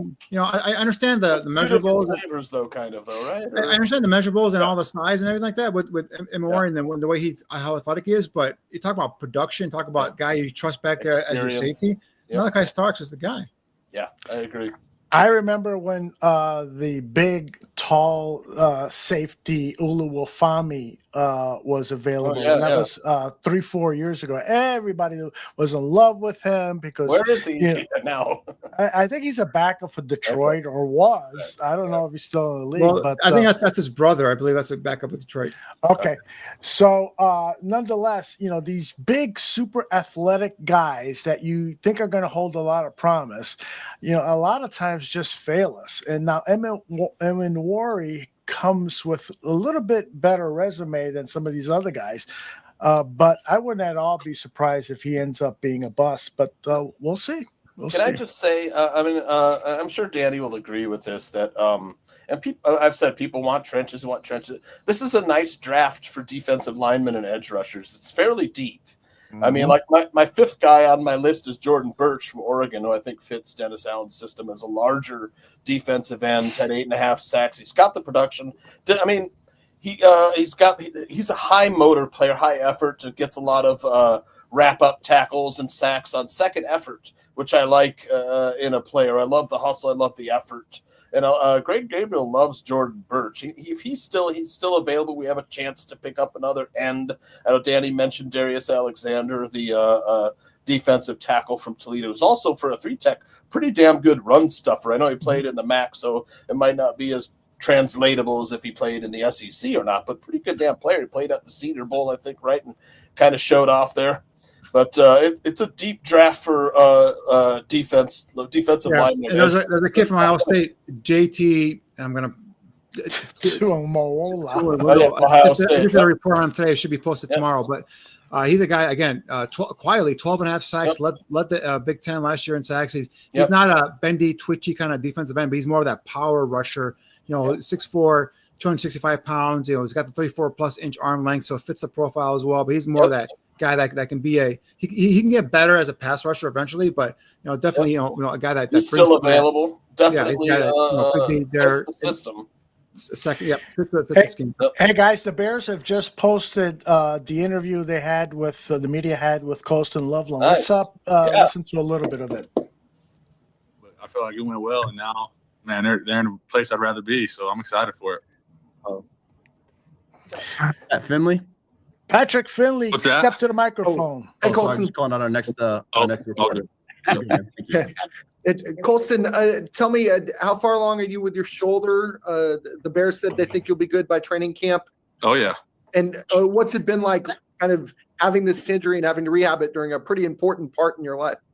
Yeah, it was difficult for sure. You never want to go through something like that during this process, but I'm a Christian. I believe in God, and I believe He's always got a path for us. And whatever He picks for us that's what it's meant to be. So I'm glad it was meant to be with the Bears. Like I said, I'm super excited, and I just thank God for this. Josh Buckhalter. Hi, Colton. Welcome to Chicago. just talk to me about your experience the last couple of years. Went to that championship run, and then this year, kind of the going from that into maybe a down year during the season, but a hype in the pre-draft process. Yeah, Michigan was a blessing to be able to go there. Loved it there, everything about it, the people, the town, the football, obviously. And I feel like, we won that national championship. Had a good couple years there. We did a lot. Wish obviously could have done better last year, but this whole process has been amazing. Like I said, I'm one of the few to get to go through this and do this. So it's a full blessing. I'm taking full advantage of it, and not taking it for granted. So yeah, it's super special, and yeah. Jason Leisure. They don't come as any more clean cut than Colston Loveland, I'll tell you that. Hey, Colston. Yes, from a small town in Idaho. Conversations like with Ben Johnson, and what was your excitement about the possibilities for you in that offense? Yeah, like I said, we met a pro day, and just love the guy. Obviously, before I even met him, just watching Detroit last year, the things that they were doing, just he was like, man, really smart, knows what he's doing, knows football. And, finally being able to talk with him and meet with him and kind of pick his brain. Number one fan of that guy for sure. He's legit. He's a stud. And I can't wait to be under that. I know he's going to put us in great positions, put Chicago in great positions to win games. And I'm just super excited for it. Let's go to Kevin Fishbane. Hey, Colson, congratulations. Jeff King was just talking about your upbringing, growing up in Gooding, Idaho, and talking about your toughness. Curious kind of your upbringing, how that kind of has shaped you, intangibles, and kind of your off-the-field mentality that the Bears really liked. Yeah, like you said, coming from a place like this, very small town, blue collar, great community, great family. I was blessed, obviously, my family did many sacrifices. They've sacrificed a lot for me to be here. So, and I know that, and I appreciate that, and I want to give it all back to them, eventually. So, just it's been a process, and I feel like Idaho, these people, I got 150 people with me right now, 500 more going to the country club to watch. So it's just the support system, and the people here really molded me to be a good person. Show humility, work hard, and just do the right things. And obviously going to continue to do that, and just strive. Courtney Cronin. We will listen Sorry, to it's my first time using Zoom, Colston. Question for you on the, just all that you went through last year, obviously the shoulder and being able to come back from that too. I know that you probably touched on a lot of different topics with Ben Johnson. Did he mention anything just about, and he said that you had watched Detroit and all of that. Is there anything you see that he did for Sam Laporta that you think you could do in this offense as a rookie? Well, yeah, that's what he told me after the meeting. I told him, they were kind of asking me, what are some of my favorite tight ends to watch, and I mentioned a couple, and I put Laporta's name in there. Shout out to him too, heck of a player. But Coach Johnson, he's like, yeah, you remind me a lot of him. We do a lot of things. We obviously did a lot of things with Laporta, and he's like, yeah, I could see you doing a lot of those things as well. So that was pretty cool to hear. And obviously now I've seen it all come full circle. I'm excited. No, he's great, and he's gonna do great for Chicago. All right, guys. All right, I'm going to go Alex. He was a standout basketball player. He broke every record at his high school in Idaho, Gooding High School. You can see a lot of the basketball movement, his jump, his ability to go high, point the ball. Just the way he moves, he looks like a basketball player. But I like this pick, man. I think what we need are offensive weapons, and we went and got one. I'm not going to knock the pick. I'm going to get behind this player. Sounds good. Hey, we're quickly rushing towards the end, and so I want to make sure that we spend some time talking about our NFC North rival selection, Tyleik Williams. Danny, why don't you start first? I just mentioned him, Danny. The Lions do it again. This is a sneaky good pick. They need defensive line help, right, up front. I thought they were going to go more edge pass rusher, but they obviously went with Tyleik here. At 6'3", 334, 32-inch arms. This is a guy that is a run stuffer in the middle of that defensive line. Thick, powerful frame. Good body mass, overall strength. Again, deceptively athletic for a guy that's 330 plus pounds. Right, strong hands, active hands, displays good knockback power. This is a guy stout at line of scrimmage. This guy can take on double teams. can be that run stuffing defensive tackle at in the middle of that defensive line. The only thing is where he's got to get better, at least for me, is just get better as a pass rusher, right? He'll flash here and there. For his career, he's got 11.5 sacks. 5 of those came in his first season in 2021. So I think he shows flashes in terms of but he's not consistent as a pass rusher. Right now, he's a better run stuffer than a pass rusher. But yeah, I mean, in terms of guy that can come in, a senior that come in and be a difference in terms of at least helping the run defense, and now you coach him up and make him a threat as a pass rusher. This is a hell of a pickup here. The defensive line for Ohio State had a hell of a His lower body is thick, man. On Tyleek. His whole body is thick, man. Yeah, his legs are. Look at the size of his legs. Yeah, he's like a wall. Yeah. I mean, good.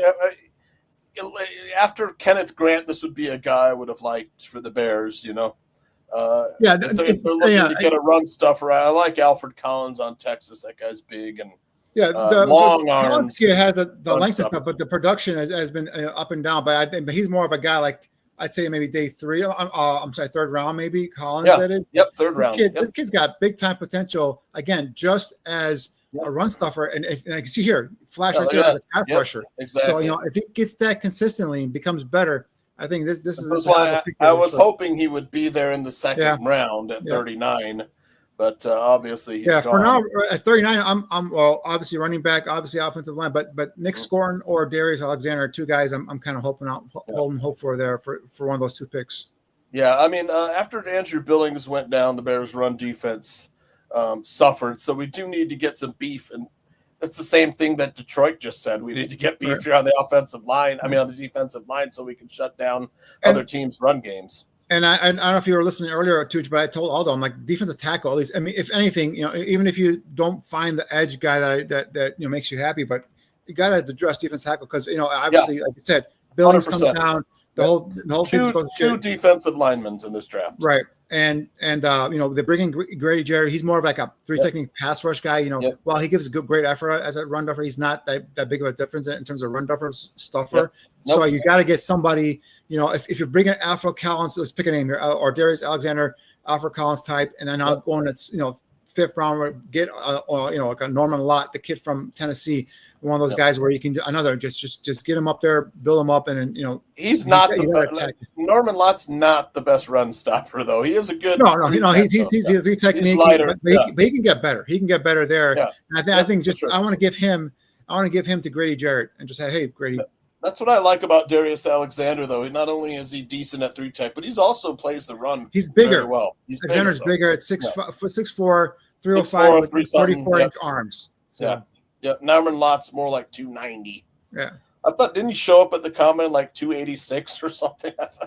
But yeah, I mean, you wonder how much like guys like him and Mason Graham, they're puffed up a little bit, Like I thought I heard you say earlier in the show you were a little disappointed that he showed up at 290 or something. For Mason Graham. Yeah, it came in 296 at the combine. Yeah. Josh Connor just went to the Commanders. I lost my bet. So Nick Emenwari is still out there though. I don't know. But I mean, the lack of experience, but the player's intriguing for the size and speed and stuff. But we can't. We don't need to. That's not one of our needs is safety. No. I mean, safety's a need, but not this. Safety's deep in this draft as well. Yeah, we can't do the mistake again and ignore the trenches like we have done in the past. I mentioned Mike Green is a guy that I was talking. I was doing an interview earlier today, and I said Mike Green could be a guy that drops out of the first round, and he's pretty close. He's on his way. He's on his way to dropping out. Yeah. Again, highly productive, more of a 3-4 outside linebacker, but a lot of stuff off the field that's a little disturbing. The Bills, have they picked yet? No, I think the Bills are on the clock now. Bills are on the clock. So Bills, Chiefs, and Eagles are left, right? Yep. Well, watch the Eagles. Watch the Eagles end up with Campbell, the linebacker from Alabama. Hey guys, I've got. I heard his injured though. Hey guys, I've got the Ryan Poles on the phone with Colston Loveland. Yeah. Yeah. Yes, sir. Hey, it's Ryan Poles from the Bears. How you doing, man? Hey, I'm doing great. How you doing? Good. Ready to be a Chicago Bear? Let's go, Coach. Come on, let's go. Let's go. I awesome, appreciate brother. you. Yeah. We're gonna be great. Let's do it. Oh, we are going to be great. I'm going to hand you over to Coach Johnson now, okay? Yep. Someone's getting after them back. What we got, man? Coach Johnson. Tell Come me on now. something now. Come on now. We cooking with hot grease now, man. I'm telling you. Hey, thank you so much, Coach. I appreciate Smart, it. I don't know what you're tough, getting. Trust. explosive. I mean, what? Yeah, I know exactly what we're getting, man. Come on. You excited? Yes, sir. I can't wait. I can't wait to be a Bear. Good. Man, it's a huge. It's the first pick as a head coach, man. And you're exactly what we're looking for, man. Beautiful. Coach, I appreciate you so much. I appreciate you too. Let's go be great. Let's go win games. It's a match made in heaven. Hey, I'm going to pass you off to our president here, okay? This is Kevin Warren. All right. All right, man. Hey, Colston, congratulations. Hey, how you doing? Thank you so much. Good. Yeah, congratulations. We can't wait till you get here. Thank you so much. I'm so excited. I can't wait. Time to win some championships. Let's go win. Let's go All right, win. go blue. Yeah, go blue, baby. Let's go Bears. Come on, bear down. That's right. You can't beat it, man. We're ready to go. Okay, we're Let's happy go. I for you. And Pretty it's, cool, Love huh? it. Puts a big smile on my face, Aldo. Yeah, that was nice. That was nice. It's clear that they wanted this guy. This was the guy, just like when we saw about Rome Odunze in last year's draft, when we saw that war room stuff going on. They wanted Colston Loveland, just like they wanted Rome Odunze, and they got their guy, and that makes me pretty happy. I agree. Yep. Yeah, and that's, like I said, I'm sure he was one of the blue chip guys on their board. You know? Yep. Yeah, Exactly. and he saw the energy in terms of what Ben Johnson had there, and we saw a little bit of Ben Johnson in terms of some of the excitement that he has, and some of the talk that we've heard in terms of him from Detroit players. Like he's got a little bit of a red ass to him, and he could get into it, and I think that shows. He had a vision. He had a vision for Colston Loveland when he met him. They've already talked about it. Colston, talked about it in a media briefing, and then obviously in that phone conversation that they already had this connection where he's already got a vision in terms of how he's going to use this player. And that's why I said earlier, Aldo, that this pick was not made without Ben Johnson saying, "I want this player." This is not a Ryan Poles pick. This is a Ben Johnson pick. As a matter of fact, if we go throughout the entire draft, this is going to be a Ben Johnson coaching staff selection draft. Yeah. For sure. Aldo, a lot of people say we need to draft trenches because we're not in win now mode. But Aldo, one guy who's in win now mode every day. Who is that? Ben Johnson. He's in win now mode every day of his life. That's right. Ben Johnson has bringing. But you can't win without the trenches, too. We can't forget about the trenches. I know, but the guy that's what I love about him. He's in win now. He's going to do whatever he can to win now. I get what Tooch is saying, though. It's almost like this guy has the personality, the vibe, that if there's not a good offensive lineman, he'll suit up and play. You know what I'm saying? And he's going to come in for the Cubs and throw a sinker in the ninth inning. Exactly. That was pretty impressive. That ball had some movement on it, huh? No shit. And so I know I'm speaking as a fan here, because and by the way, this is a Bears fan website, whatever it's called. I'm speaking as a fan. I want the hope. I want to feel. And so while I am pessimistic to some degree because I am so into getting the trenches fixed and getting depth there, and perhaps we lost out on a good opportunity, but the fact of the matter is I trust these guys. I trust Ben Johnson. It's a 180 from Matt Eberflus, Aldo. Oh, my God. It's the exact opposite. Where's your cigar shot of Eberflus? Is it there somewhere? I don't want to scare Danny away. All right. He doesn't want to see that. I hear you. So, okay. PTSD. Who is up next? It's the Bills. And they're still on the clock? Yeah, apparently. I wonder if there's a trade coming in or something. I haven't heard anything. It says Bills pick is in. Bills need pass rush, man. Yep. I wonder if Buffalo goes with safety could be an Immanwari, could be a guy here. Yeah. A pass rusher. I'm trying to think who's available in terms of Mike Green, but I don't know if that's something they would do here. Interesting. We'll see what happens. Offensive line, I think they're good there. It's going to be a defensive player. Maybe the Campbell, the linebacker from Alabama, could be an option here as well. That's what I was going to say. Isn't Campbell injured or something now? Yeah, he's got a torn labrum. They repaired it. I'm not sure in terms of when he's going to be available. But yeah, he's not the best linebacker draft, for this. It's kind of a little weak at linebacker, but yeah, but the two guys, Walker and Campbell, are elite players, right? Yeah. So Campbell actually came to Alabama as an edge player, but because they had Will Anderson, some of the other guys end up saying, I'm going to play off-ball linebacker. And now, he's a guy that's off-ball linebacker and can also rush the passer as well. So that guy's going to be a hell of a pick too. Yeah, I could see him going to the Bills. Yeah, I could see that too. The Bills are announcing their pick. They took Maxwell Harrison, the kid out of Kentucky, the corner. Okay. That's a corner I like a lot. Yeah, I like this guy a lot. Tell us why. He's scrappy. He's a quick 4.28 quick corner, 5'11", pesky. Down at Mobile, he was taking guys, and whenever a receiver was making some plays, he would call him out. He wanted to cover him on one-on-ones. So I love the confidence and the cockiness in him. But yeah, this guy's a playmaking cornerback. So this is a solid pickup. Obviously, I'm trying to think in terms of the Bills' depth chart right now. Yeah, I know they just brought back Tavares. I'm trying to think the first round pick of theirs a couple years ago. I'm trying to blank on the name, but let me take a look and see who they have here. At corner, they've got Greg Root. Oh no, what's his name? Christian Benford. Yeah, and Dane Jackson.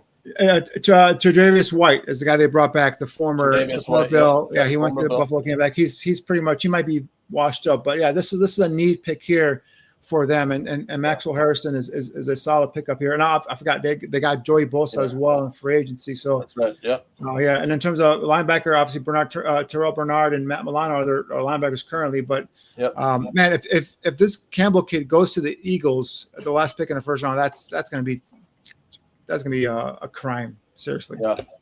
Well, a fascinating trade here. The Eagles and the Chiefs, according to Cloudy Future. Thank you very much, Cloudy Future, for all of the information that you're providing tonight. You've been very helpful, as you were last year. But Cloudy is saying the Eagles are trading number 32 and number 164 to the Chiefs for number 31, moving up one spot. Two Super Bowl opponents, going, helping each other, so to speak. So that's an interesting trade. I wonder. There's obviously a player they want, and I wonder if it's Campbell. I wonder if it's the kid from Alabama. That could be. I'm looking at their linebackers at the moment. They have Zach Baum still. They resigned him. Nolan Smith and Nakobe Dean. Yeah, interesting. I'm interested in what Eagles do here. It's funny how some teams things always just fall their way. Maybe another cornerback. Well, they got Quinn last year, right? So they did that. You would think. I wouldn't be surprised if they went for an offensive weapon for Jalen Hurts. I could see him going defensive line here. Yeah. Dallas Goedert's been rumored in trade rumors, so I wonder if a guy like Mason Taylor could be someone that they're looking at here, probably. That's a good thought, Danny, because Goddard is in the last year of his contract. And when the general manager was asked a few days ago about Goddard's contract, he said we weren't worried about it. And that led some people in the Philadelphia media to believe that this guy wasn't going to be renewed. Maybe they're finding his successor in this draft. They traded in front of the Chiefs because the Chiefs were probably taking a tight end.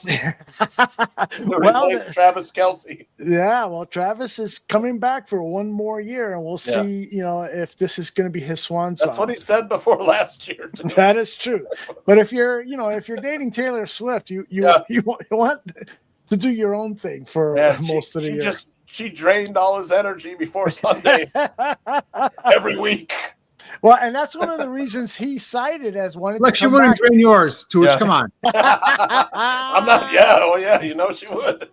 All right. So Cloudy Future again on top. Okay. It took Jihad Campbell is going at 31. He was somebody I was very interested in for the Chicago Bears. But that injury scared me. Yep. That torn labrum is coming off of. Again, this is a guy that was a highly recruited 5-star recruit. It came to Alabama as an edge rusher. I'm getting my linebacker here. Linebacker notebook. Again, highly touted kid, 5-star recruit. Let me get his measurables here real quick. 6'3", 235 with 32-inch arm length. He's been a 2-year starter. Again, was there as an edge guy, and then couldn't get on the field because they had Will Anderson and some of the other guys at Alabama. So he's like, I'll play off-ball linebacker, and goes to off-ball linebacker and just rips it up there. this past year, for example, had 117 tackles, 5 sacks, 12 tackles for loss, interception, 2 pass defense, and 2 forced fumbles. So this is a kid that can make plays from sideline to sideline. You can utilize them in all different kinds of ways. And again, the Eagles do it again. They get a hell of a player here, a guy that a lot of teams had range in that top 15 range, or worse, top 20. But that labrum issue, and I obviously we don't know access to the medical, so we don't know how bad it is. But he had surgery after the combine, I believe it was, for that torn labrum. And in terms of when he'll be ready, but you're defending Super Bowl champs. You could put him on the bench for a year and let him play special teams. And then Nakobe Dean is currently the middle linebacker. Obviously, they got Jeremiah Trotter Jr. there as well as a backup. But Zach Bonney mentioned him earlier. He was a free agent revelation that they signed last year, re-signed him again. But I mean, you can sit back there for a year and see how things play out, and you have a kid like this that's could be healthy. You can you could redshirt him, right, and just let him come back 2 years from now and wreak havoc. But yeah, this is a heck of a pickup. I know they gave up the last pick, and then was it a 4th or 5th round pick they gave up to move up one spot? I forgot what the compensation was, but anyway, they got a guy potentially who could be a Pro Bowl linebacker here potentially. Danny, what about left tackle for the Chiefs? That was a sore spot for them. It showed up in the Super Bowl, where they were forced to play Joe Thuney, who's on the Bears now. At left tackle, and the guy they have there is like a 5th round pick right now. Who could you see going there at left tackle for the Chiefs? Maybe an Aramte or Siri? Well, so at left tackle they have they have the 1st round pick for a couple of years ago, I believe it is. His name is, give me a second here. I'm sorry, no, they signed Jalen Moore, which was the backup from the 49ers for Trent Williams. They have Kingsley Sutamaya that they drafted out of BYU as a left tackle. They're putting him at left guard to replace Joe Thuney. Yeah, so they have a left tackle. Jalen Moore and Ethan Driscoll are the 2 left tackles. What about a left tackle? They're kind of in a similar spot with the Bears where they have 2. Remember, Jalen Moore was the backup for the 49ers, and they gave him a 2-year contract here in free agency, so they just signed him. So I'm assuming he's already a starter there. Obviously, Juwan Taylor, the right tackle. Could they go tackle here? That's a possibility. I mean, the best available tackle right now is Josh Simmons, but again, he's coming off the injuries. No, so could you take something similar to what the Eagles just did? Take a Josh Simmons, redshirt him for a year. Okay, he's a guy that's got left tackle and right tackle experience. He played right tackle at San Diego State, played left tackle at Ohio State. So you could theoretically you could redshirt him and let him sit for a year. I forgot Simmons is still out there. And see what happens there. And then now 2 years from now, you have your a guy that I've said it multiple times. If he played a full season, he would be probably the best or first offensive tackle taken in this draft. So that's the kind of season he was having. That's the kind of potential he shows. No general manager to this point has been willing to stake their reputation on an injured player like Simmons. Not so far. So we'll see if Howie's taken a chance on Jihad Campbell, but that's a torn labrum. Right. That's something that could recover. It's not like it's a torn patella tendon in his knee, which I guess the recovery is not as long as a ACL, but it's more grueling than an ACL. So ACL is already grueling, but imagine patella tendon, right? So that's something that's a huge injury for this kid. So we'll see how it goes here. But I mean, this talented kid, Josh Simmons, and again, unfortunate for the injury, but if it wasn't for that, this guy he would have been the first offensive lineman drafted. I'm pretty sure about it. All right, so let's see. The Chiefs got you're right. Chiefs got a 5th round pick from the Eagles to move down one spot. So and now they're on the clock still. Yeah, they could go pass rush. They could go defensive line. They got some decent pass rush from George Karlaftis, and in the playoffs last year. In terms of defensive players, the one thing that we have kind of forgotten about is let me take a look at them here. Will Johnson's still out there, the kid from Michigan. Yep. The corner. So, could that be a position that where they can go cornerback? Someone opposite McDuffie. Yeah, they lost L'Jarius Sneed a couple years ago. Yeah. Christian Fulton is currently listed as their cornerback. He was originally signed from the Chargers. So I can definitely see them going Will Johnson here with the cornerback. And would that be your top-rated cornerback? Yes. So, I mean, the number one cornerback is still out there. It's a premium position, although if the Chiefs take him in the first round, they have him for that extra year. It would be a smart move. I mean, he's also coming off an injury, though, too, right, Danny? Yeah, I think he's got a toe injury, and it might have been is it a shoulder? But I know a toe was one of the main things. Otherwise, he couldn't run the 40 at the combine or at the pro day. Top pass rushers left on the board. Who would you say? Mike Green? Well, yeah, Mike Green is a pass rusher, but again, there's a lot of stuff off the field. You have to kind of go through all that stuff. But in terms of defensive end for the Bears, particularly, let me take a look at my top 10 list here. Let's see. Nick Gordon from Texas A&M. Tuomiolo from Ohio State is more of a guy in the late second round, probably. Yep. Darius Alexander, the interior guy from Toledo, is the other guy that they would do. So Hugh makes a good point here in that Josh Simmons might be an intriguing pick for the Chiefs. We discussed it as well, because that could be a guy, they could, we kind of redshirt him for a year, let him recover fully from that injury. And then, because they did just sign Jalen Moore from the 49ers, unrestricted free agent. He was a guy that was a backup to Trent Williams there at 49ers. So they signed him for a 2-year contract, I believe it was. So he's their left tackle. They have Jawan Taylor at right tackle. So technically they could bring in a Josh Simmons, either redshirt him or make him the swing tackle, because he has left and right tackle experience in his career for a year, and then let him take over for whichever one of those tackles that doesn't pan out. Kind of in a similar situation with the Bears, Aldo, and our two tackles. We have one coming off of an injury, and we have a guy we drafted in the 3rd round last year who's promising, but unproven. And then the Chiefs got a little exposed with the Eagles' pass rush in the Super Bowl. So Josh Simmons makes a lot of sense here. He does. Hey, guys, I've got Stacey Dale's report after Colston Loveland. So I'd like to share that. I haven't heard it yet, so it might be interesting to hear what she had to say on her Twitter feed. Here it comes. Where's the audio? All right. Are we hearing it? Not yet. Oh, here we hear it. Yeah. Talk about he's very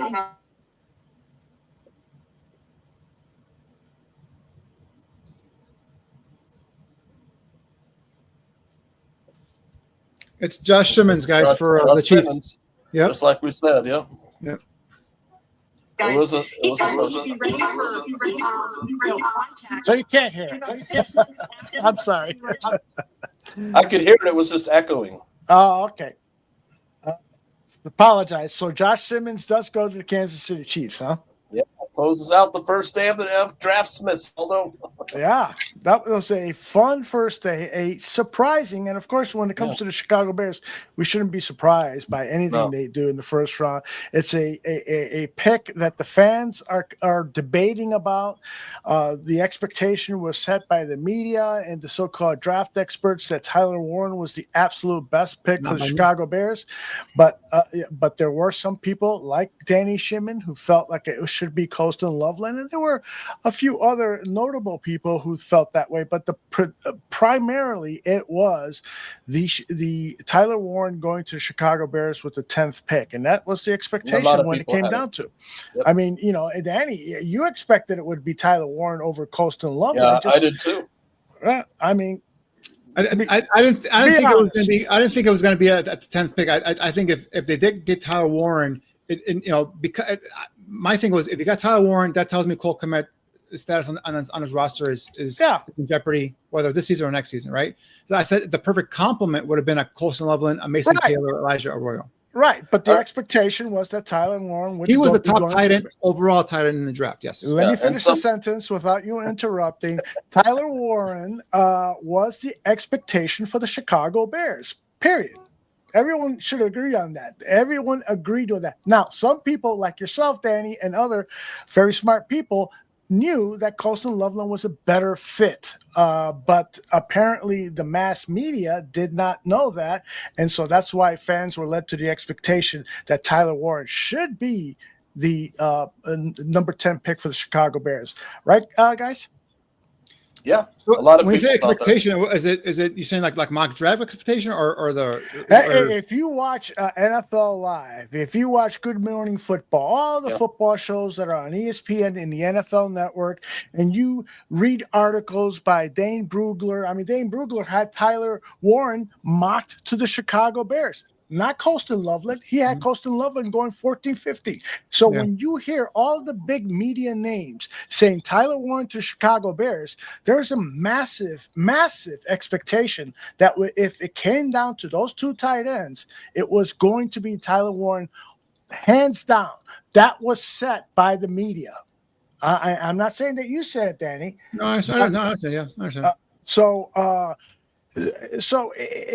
This is going to be a draft that's going to be debated for some time. If Colston Loveland gets off to a slow start, or he has some injury issues with that shoulder, or whatever, Ryan Poles is going to be eviscerated by fans and the media. That much is true, and I don't care, what Ben Johnson's role in this was. This was a dangerous pick. Just simply because of what the media created and what fans' expectations were. That's all I'm trying to say. They were in a tough spot at 10 with so little blue chip Great players, point. Aldo. I'm wondering if you guys are surprised at all that they didn't trade back and that they stayed and got the guy that they wanted. And you guys alluded to the fact that this was probably Ben Johnson's pick. But are you surprised they didn't trade back? I'm sure that conversations were had, but again, like I've said before, like it takes two to tango. So you know, which team was willing to trade up, right? Which team, and if they were willing to trade up, what were they giving up, and how far back would you drop? And my assumption, if there was a trade partner potentially, and how far back, and then my assumption is that they would have probably have gone too far back where they would not have had a chance, probably either Warren or Colston Loveland. Is my guess. But again, so far we didn't see many trade ups. We saw guys coming into the round, right? We saw the Falcons jump back into the first round. We saw the Giants come back. We saw the Eagles go up by one spot. Was there anybody else that traded up? Because there wasn't much trading up. The Falcons were the only one that traded back into the first, right? The Giants traded back into the first. Oh, did they? Yeah, the Giants had to get Jackson Dart. Okay, right. Yeah. Yep. And then the Falcons traded back in the first. And then the Eagles went up one spot. So there wasn't a lot of people that were or teams that were trading up. I assume there was conversation, but maybe there weren't, or maybe that it was too far down and they wouldn't get a shot at either of those guys. So obviously, we're not privy to that conversation, but that'd be something that's why I would love to be in those draft rooms and just listen. Yep. Absolutely. We all would. I mean, we would pay. I know I would. Yeah. $25 a month. Instead of giving it to HBO, I'll give it to Chicago Bears so I can be in on all those meetings. But outside of that, the biggest news story for this draft is that Shedeur Sanders falls out of the first round.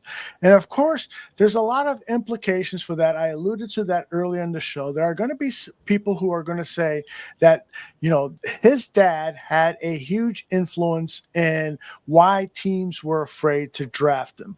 And Shedeur Sanders was asked about that at his press conference.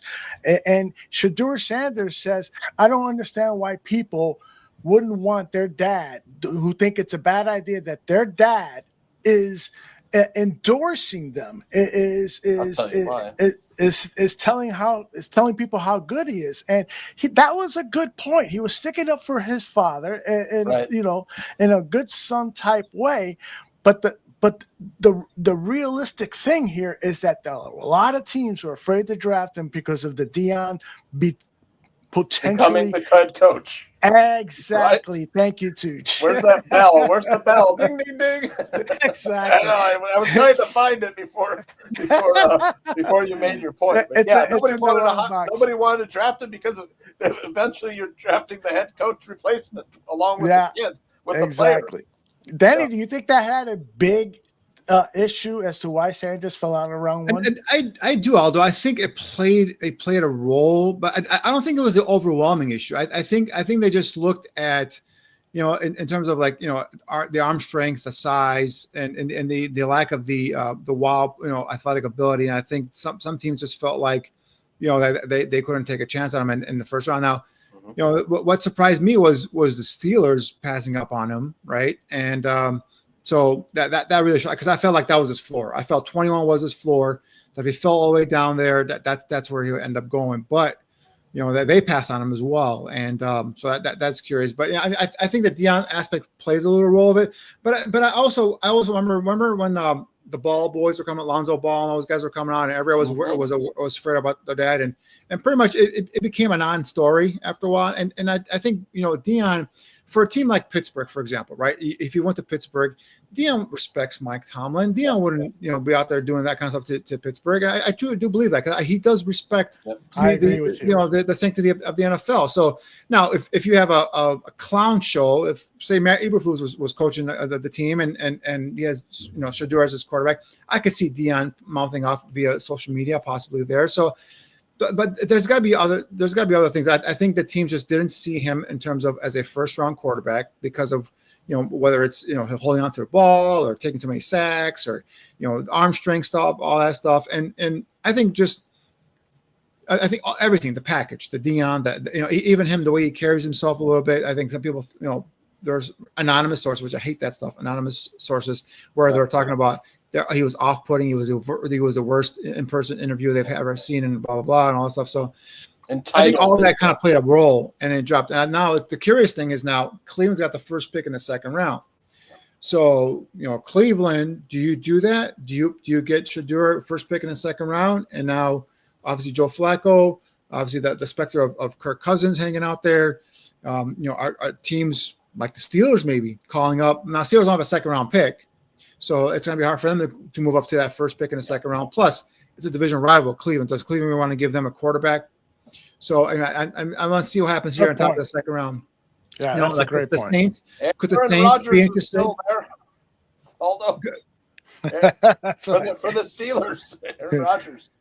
Could the Saints be a team maybe looking at a Shedeur Sanders? Maybe they could jump up and take him, right? So it was Saints, Browns, it was Steelers, and who was the other team that needed Giants? And the Giants already got their quarterback. Yeah, so we're curious. We'll see what happens. So it's going to be interesting. It's going to give me a lot of stuff going on tomorrow. So let's talk about tomorrow, Tooch and Danny. I'd love to hear your opinions. With the Browns picking at the top of the round of the second round, and the Texans and the Titans and Browns and Raiders, and then the Patriots before the Chicago Bears get on the clock.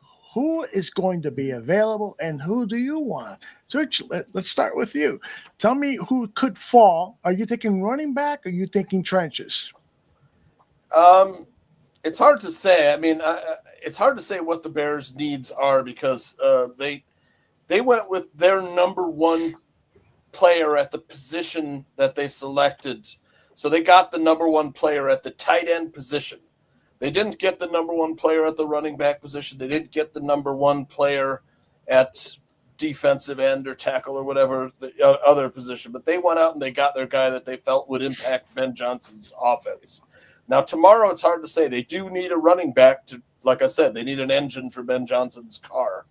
They do need if you're talking about trenches, are they thinking about hedging against Braxton Jones's injury and Karan Amagaji's inexperience, and I'm trying to think of like who's out there at left tackle now that the Bears might be interested in, that, and they might forego it until a very late time in the draft, because there are players out there that are more developmental players. But did Jonah Savaianea get picked? No, he's out there still. So he's still out there.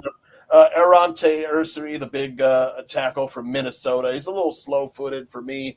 And then, Savaianea is a guy that's interesting because he can play guard or tackle, with, fill a couple holes at one time. And then you have the big tight end, Ozzie Trapilo, who a lot of people like. It's, some people have him rated pretty high. He's a mountain of a man. A fairly good mover, fairly good at keeping guys off of his body and mirroring. So, I mean, I could see them going for one of those left tackles. Then, of course, like Danny said, they need to get stronger on the rotation for the defensive line. Guys like Darius Alexander are going to be there. I mentioned Alfred Collins, who might be a third-round pick. to get stronger at that nose tackle position. And then, of course, there's still a ton of running backs left. There's only the top 2 went off the board in many people's opinions. There's still Travion and both the Ohio State backs are there. Yeah. Caleb Johnson from Iowa, DJ Giddens is a good ball player. Danny mentioned Omar Norman Lott. That guy's there. That could be a target for the Bears. That's a day 3 guy. Yeah, that's not a day 2 guy in my opinion. Okay. Yeah. In terms of tackles, yeah, I mean it's a kid that I like that shows the athletic ability but needs some time to develop is a Charles Grant from William and Mary. Yep. I like Ozzy Trapillo, but he's a right tackle. I'm not sure if he could play the right side, but he's a definitely interesting kid in terms of a right tackle prospect. What do you think of the Minnesota kid? Yeah, or sorry, same thing. He played left tackle, but he could be a right tackle for me. A little slow, might need to lose some weight. Yeah, a little slow-footed. I'm not sure. Greg Gabriel says that he's as stiff as a virgin male on his wedding night. Yeah, it's not as good. It's not as good now. Description there, Greg. Hey, that's Greg, not me. And you know what? This could come back to bite the Bears, Aldo, because if Braxton Jones's injury he hasn't recovered from, and Kieran Amagaji flops, which I don't think he will. I think he's got some potential. But if that happens and the wheels come off at left tackle, Barflies are going to have a valid point of saying they shouldn't have passed on left tackle in the first round because all the best left tackles have already left. But it's a question of who's available and whether they were really better player, and that's the problem that's going to happen in the second round with this team. At 39 and 41, they are going to be faced with the question: should we go trenches? Even though on our board we have running backs and other players that we have higher, and so that's a tough thing. That's probably the toughest decision a general manager has to come up with. Could you see him trading one of those 2 picks to collect up maybe an extra pick or 2? Yeah, I could definitely see that. And maybe the calling card for the Bears is Shedeur Sanders. Is that certain teams, if Sanders falls to 39, there are going to be certain teams that are going to say, geez, let's not gamble that he's going to fall to us at 50, 60, whatever it is. I mean, the Saints picked before the Bears? Or? Let's check that out. The Browns and Saints both picked. And then you're talking about the Steelers, but they don't pick again until the 3rd round. I think, Danny. Yeah. So if you look at it, Browns could use the quarterbacks. Texans, no. Tennessee, no. Browns again. Raiders, no. Raiders.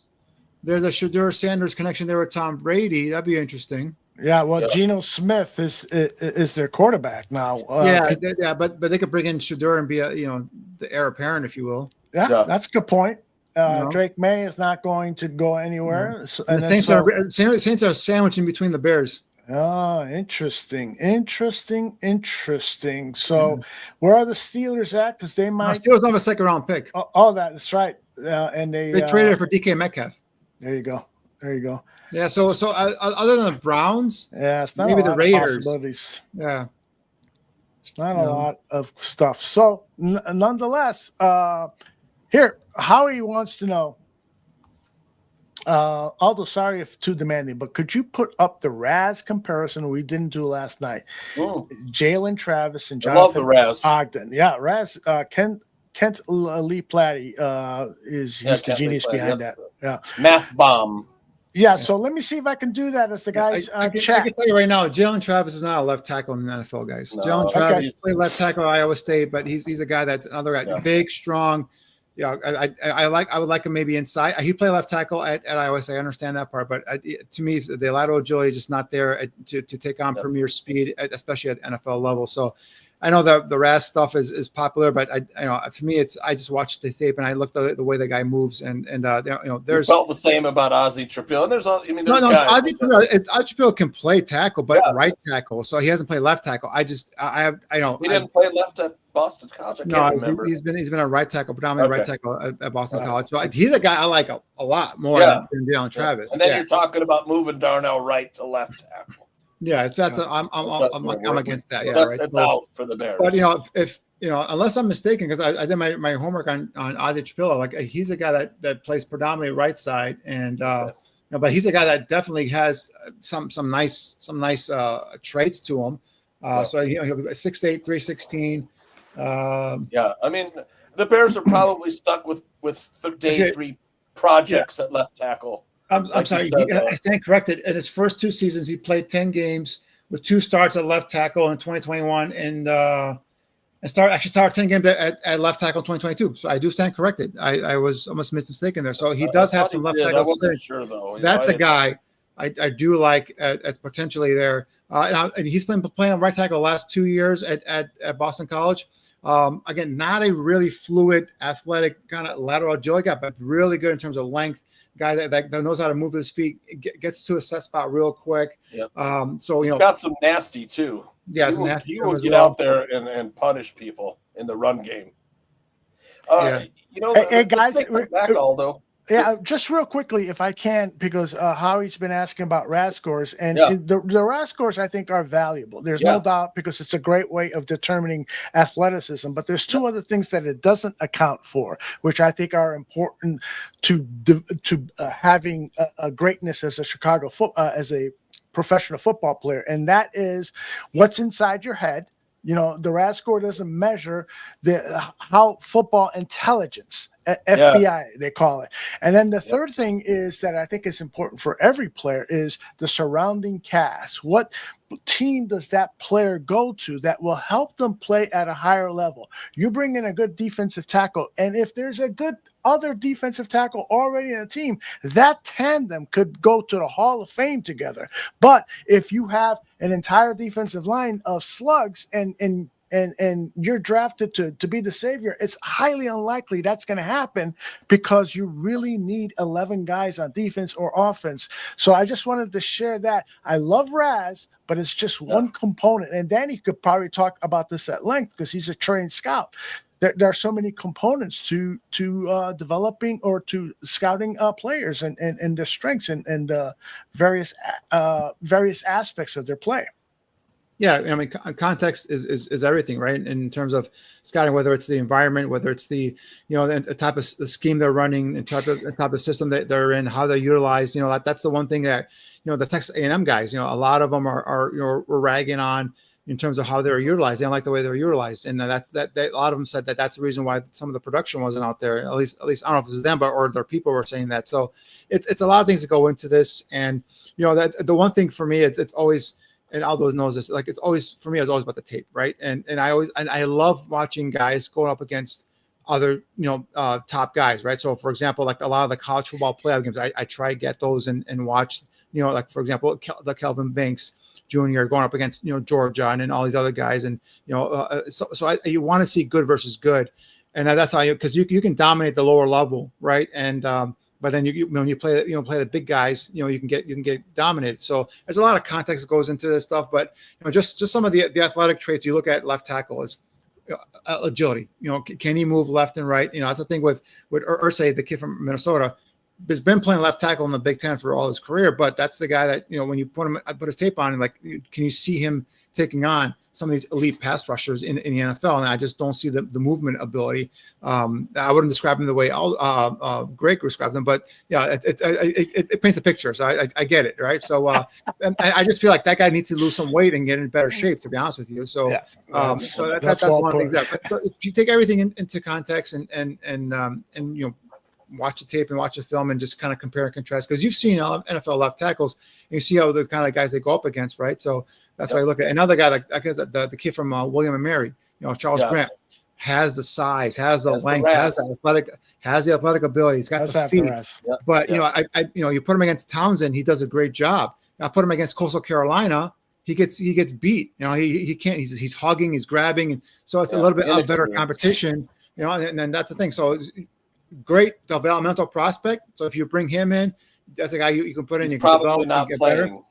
He's probably not playing week one. Right. Exactly. Right. And then I think we're all in agreement here. We're looking for someone that can come in and at least compete with it, whether it's Curran, whether it's Braxton, for left tackle. I'm not saying they have to come in and win the job, but at least be competition for that position. So for the most part, those guys are gone after the first day, because if you look back, Kelvin Banks went 9th overall. Membo went 7th.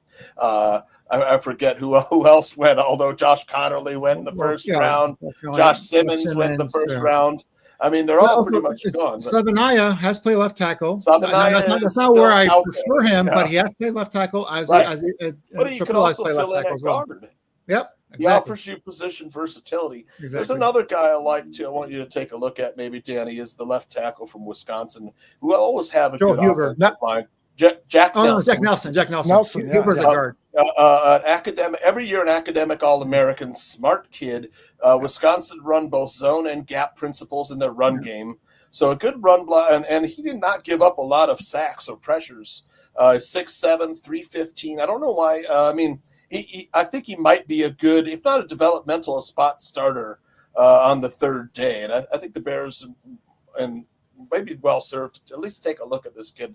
Wisconsin's always known for having a good run game and a good offensive line. I think it could be a player that maybe the Bears have as a fail-safe at the left tackle. Yeah, there's going to be, and I haven't checked the free agent list recently, but I wonder if there's like a free agent veteran that they're out there that they're kind of that keeping they're an eye on. probably looking at, Danny. Yep, Yeah, you're you know, right. a guy that come in Good and point. give him a year maybe, and Yep. just be a backup, or maybe in case of emergency, come in and start in case Curran or Braxton don't pick up the slack there, because really if you think about it, with the interior they have obviously Bates that can cover both a couple spots there. They need a swing tackle, and which is what for me Matt Pryor was a guy that I was surprised they didn't bring back. I'm not sure if the coaching staff just didn't like his what he had to offer. So that was a guy that could play. And he multiple played guard positions. too, yeah. Guard, could play, Again, a could little back up. slow-footed though. Yeah. A little Yeah, slow-footed. but But yeah. one of those guys where break glass in case of emergency type of Yeah, tackle. exactly. So, Yeah. but yeah, I mean, we'll see how tomorrow goes. But definitely defensive tackle, offensive line, running back, maybe receiver, safety, linebacker. He's right. Tucci, got a question here. I know Jonathan Friggin Ogden is insane comparison Hall of Fame beast, but can you speak on how Ogden actually played guard? Started out rookie at season? guard, yeah. They didn't have a spot for him, right? Right. But yeah, I mean that, and that's why I think the Bears might be looking at a guy like Savane, who's kind of thick, not as long as Ogden. Ogden I think was like 6'7". But man, Ogden Hall of Famer. Yeah, I love the player. Another Baltimore Ravens pick. I'm always jealous of their draft picks. Although They do a great job. they always do a great job every year. What teams do the best job? It's the Bills, right? The Ravens, the Eagles, Eagles, and Ravens. Those three Yeah, teams. Eagles yeah. and Ravens. Yeah, they're Yeah. eating all Cowboys? it's all Cowboys cheese do a good job steaks. too. All those cheese steaks they're eating over there, Aldo. I Philadelphia. could go for a cheesesteak right now. Me too. Making myself hungry here.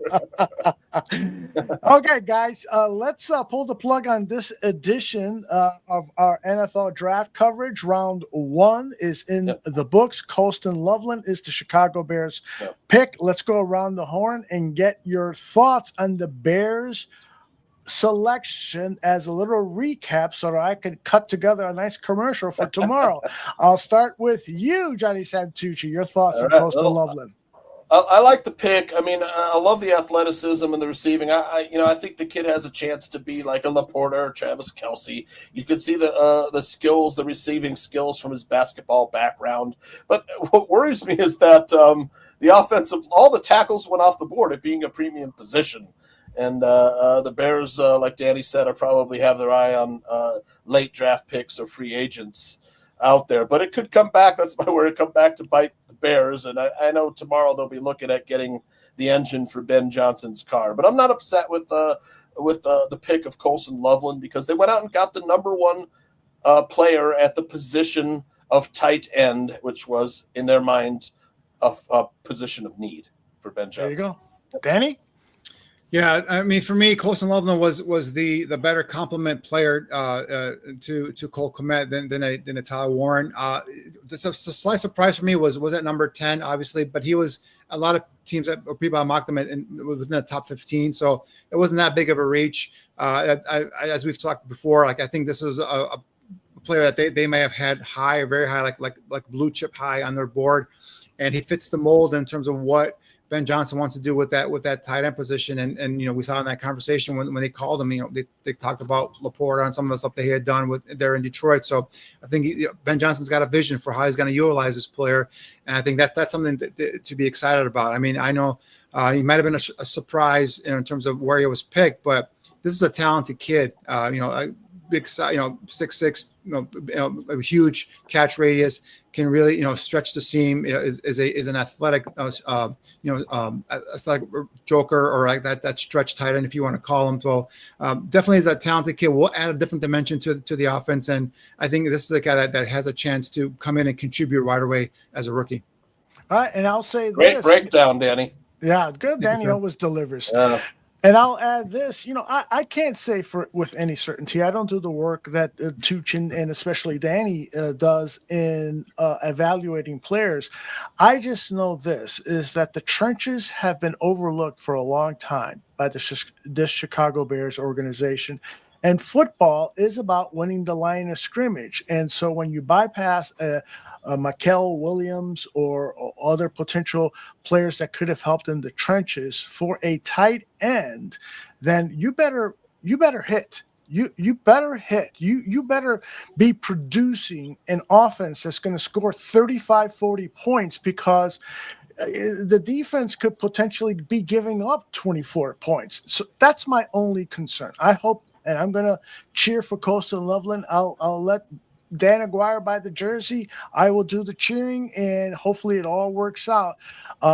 What I know now is that round 2 becomes even more important for this Chicago Bears team, and that hopefully we're going to hit some home runs in the areas that we need, because if not, we're going to be in some trouble. Amen. I mean, you're right. I mean, in terms of in terms of the trenches, although you're 100%, like they've got to attack those, predominantly, probably early tomorrow, right? So defensive tackle, offensive line, a couple of guys we've talked about here in terms of potential tackle options or could be available, maybe even into day late third round, I should say, not day 3, but third round. So, they have that pick 72 coming up as well. So, yeah, it's going to be a big day. Obviously, it'd be ideal if they had a bunch of guys bunched up. There was a couple of guys that were supposed to go in the first round, didn't go. Will Johnson didn't go. Obviously, Mike Green didn't go. A couple other players that were supposed to go in the first round didn't go. Nick Emenwari, Donovan Izaruko, Luther Burden, Jaden Higgins was. A lot of people thought he was going to go in the first round. So yeah, you're right, Dan. Yeah. So there's gonna be a run up top. So they're going to be offers. You mentioned Mike Green. Yeah, Mike Green. Yeah, Mike Green fell out. Yep. Yeah, so they're going to be offers for that pick 39, I would imagine, right? So this is the way, again, how their board fits and how they're going to, the cluster they have going there. So they might, don't be surprised if they make a trade down and maybe get a 4th round pick that they don't have, right? So I'll be curious to see. And that's maybe they can plug in a guard, or remember, Miles Frazier is a guy I love from LSU, but he's a more of an interior guy. He's played right tackle before, but he's a right guard, left guard type of guy. So I think he's these guys can be available probably 3rd round, maybe even into early part of day 3. So getting at that 4th round pick, I think would be a big pick. Antonio, I am with you right there. Darius Alexander is a guy I absolutely love. Just posted his scouting report this morning. I'm on my Shimon on Draft Scout, and I think he's a guy that'd be a nice 3 technique on the defensive line. So there's a lot of work to be done. And we haven't even gotten to a linebacker yet. So I'm sorry, running back. Running back, yeah. All right. Indeed. All right, guys. Could you see them draft 2 running backs now that they missed out on Genty? Yes, absolutely. Absolutely. And I think there's going to be some undrafted. Like one big and one small, Yeah, little exactly. Thunder, little lightning. There you go. I like all those guys on day 3. Jaden Blue. Jaden Blue, baby. Yep. Him and you Jim can split him out wide too as a wide receiver. I think he started as wide receiver like Rashard Smith. Yep. Tooch, you're welcome to join us tomorrow for our coverage of rounds 2 and 3. Pop in. You are the star of all stars. Danny will be here tomorrow too. This could be possible without Aldo Gandia running the show and doing all the graphics and all that stuff. So Aldo, great job. Tooch, great job. I'm just having a good time. That's all I'm doing. We've got so much to talk about, but we're going to resume tomorrow at 6 p.m. Central, and we'll cover every pick, we'll cover every round, and we'll talk lots and lots of Chicago Bears. For Danny Shimon, for Johnny Santuccia, who I love. Look at this. Look at this guy. Look at this Gross. guy. You're gonna scare it. Danny's never coming back. Yeah. Danny's like, yeah, I got plans for tomorrow night. For everybody. I want to know what happens on Tuesday night when you guys get together. And have your show. Oh my gosh. You don't want to know. You really, really do not want to know. All right. Ay, Dios mío. Yes, exactly. Heidi is in the house. Danny, Every you remember Tuesday. Heidi, right? Yeah. That's all you're gonna say? Heidi? I remember Heidi. Yeah. Yeah, okay. I'm just saying. I'm just kidding. I know your girlfriend's there. She's like, "Why are you still working at 11?" I feel Aldo though. Aldo's like a little unsure about this pick because he's like, we missed out on some left tackles. I get it. I totally get it. I'm just worried. I'm a worried Bears fan. I Just know. like Michael Williams is the guy that's going to haunt me. Michael Williams. Yeah, For right. me, it's Kenneth Grant. That was a huge need. I thought perfect fit for the Bears. Grant and Harmon were two guys I could see the Bears picking at 10 just because of where the league is at and the pass rush you want up the middle. Those guys were very, very intriguing. But hopefully Colston went Loveland is the 13th next overall. Mike Ditka. I can't believe he went 13th overall. Amazing.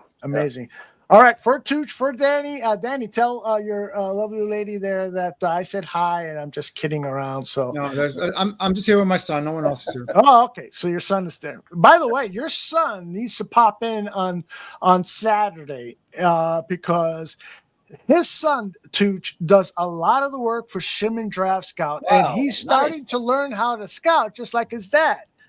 Excellent. Yeah, he was watching the draft and he comes in and I'm like, "You still watching?" He's like, "Oh, I'm playing Madden." That's what I might do right now too. All right. God bless you guys, and God bless everybody who joined us tomorrow. Yep. All What right. time's it start tomorrow? 6 p.m. Central. 6 p.m. So it's an hour earlier. Okay. Yes, indeed. And the picks are like 7 minutes apart as opposed to the 10 minutes apart for round one. So All I right. think All it right. should move. All right. God bless everybody. We'll see you tomorrow. Bye-bye.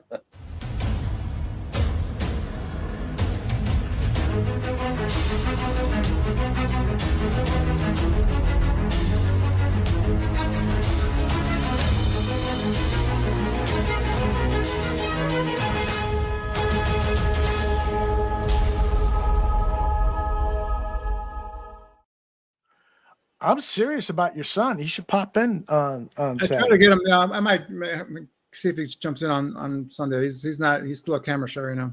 I don't blame him. Did you want me to do anything for tomorrow, or are we just gonna jump on at 6? Yeah, I can't think of anything. What do you think? Best available? I don't know. What do you want to do? Oh, yeah. If you said you sent me that top 25 list, right? Yeah, I could. It's in our channel. It's in our channel or the Our X channel. Hold on, let me look for it. Let me look for it too. It was like I used that thing that Oh, that's right. was it Football Network? I think it was. Yeah, exactly. Your big board on there. Yeah. Oh, there it is, right there. I got it. Still there. All right, Perfect. perfect. Available. Walker gone. Campbell gone. What date is it? April, because I'm at April 11th. Oh, there it is. There it is. I got it. April 11th. Okay. Got Let's see who's available. Damn, Scorton's the highest, 13. Mm-hmm. Junkins at 15. Mason Taylor, which you don't need that, at 22. Noel, the receiver from Iowa, and then Jonah Savai. So only 5 guys are available, dude. Everyone else is gone. Wow. Yeah, everyone else is gone. Wait a minute. Are you sure? Yeah, I did that top 25. So Scoring at 13 is still there. And then we have Judkins at 15. All right. So here's the problem. I'm sorry to interrupt, but here's the problem is when I hit that link, it just takes me to the builder. It doesn't take me to your list. Can I? Let me see. What can I do here? Let me see. Let me see what I can do here. I have the snippet tool. See if I can snip it. And Oh, put it that would back be in good. chat. Just like a screen grab. Yeah. Yeah, that would be good. Let me do it right now. There's only 5 players left, if I'm not mistaken. Let me copy that. Let's see if I can do this. Go to our chat. Perfect. You got it? It's in our chat. You put it on the X DM, right? Yeah. Let's see. Yeah, so Scorner 13, Judkins at 15, that's 2.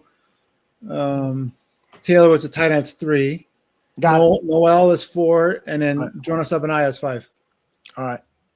Good. I'll make a graphic out of that. And then do you want me to do another best available? You want to do a position? Do you mind? Like next best, like what, 10, 20, 25? What do you want to do? Yeah, well, let's see. The Bears have 39, so And that's 41, 4, and then 72. and 72. So if you can cover that, Another that's 50? 50 will be 75. That would be perfect. Okay. That would be perfect. Okay. And if you could do it by 3 o'clock, that way I can turn it into a graphic. That would be perfect. Okay. You're the Sounds man. like- you don't want it in like order. You just want the players, right? You don't want like order like. Okay. No, I mean it's your big board, so it's got to be in order in terms of this is who you would select for the Bears and ranking. So like for example, like scoring would be higher here than like say I'll probably remove Mason Taylor because they're not gonna get another tight end. Right. So, That's a great point. Yeah, remove any tight ends you got on that list. Yeah. So that's it. It was a 2 today that went today, and then it was Mason Taylor. Elijah Arroyo is not even on here. Ooh, so he should be on your next one. Well, they're not going to tight end do it for tomorrow. Oh, you're right. You're right. You don't think they would even dare to go there, right? No, they might go your boy Jackson Hawes or a blocking tight end like a Mitchell Evans, 6 round like something like that. Yeah, I could see that, but not tomorrow. I don't think tomorrow. All right. Well, yeah, just do the next 50 of your belief that these guys would be good for the Chicago Bears. Yeah, I'll do the position of need, obviously. Excellent. Running back and right. And don't send me the link. Send me a screen grab just like you did now. Okay. All right. Great job, brother. Yeah, man. I'll see you tomorrow. All right. Bye-bye. Bye.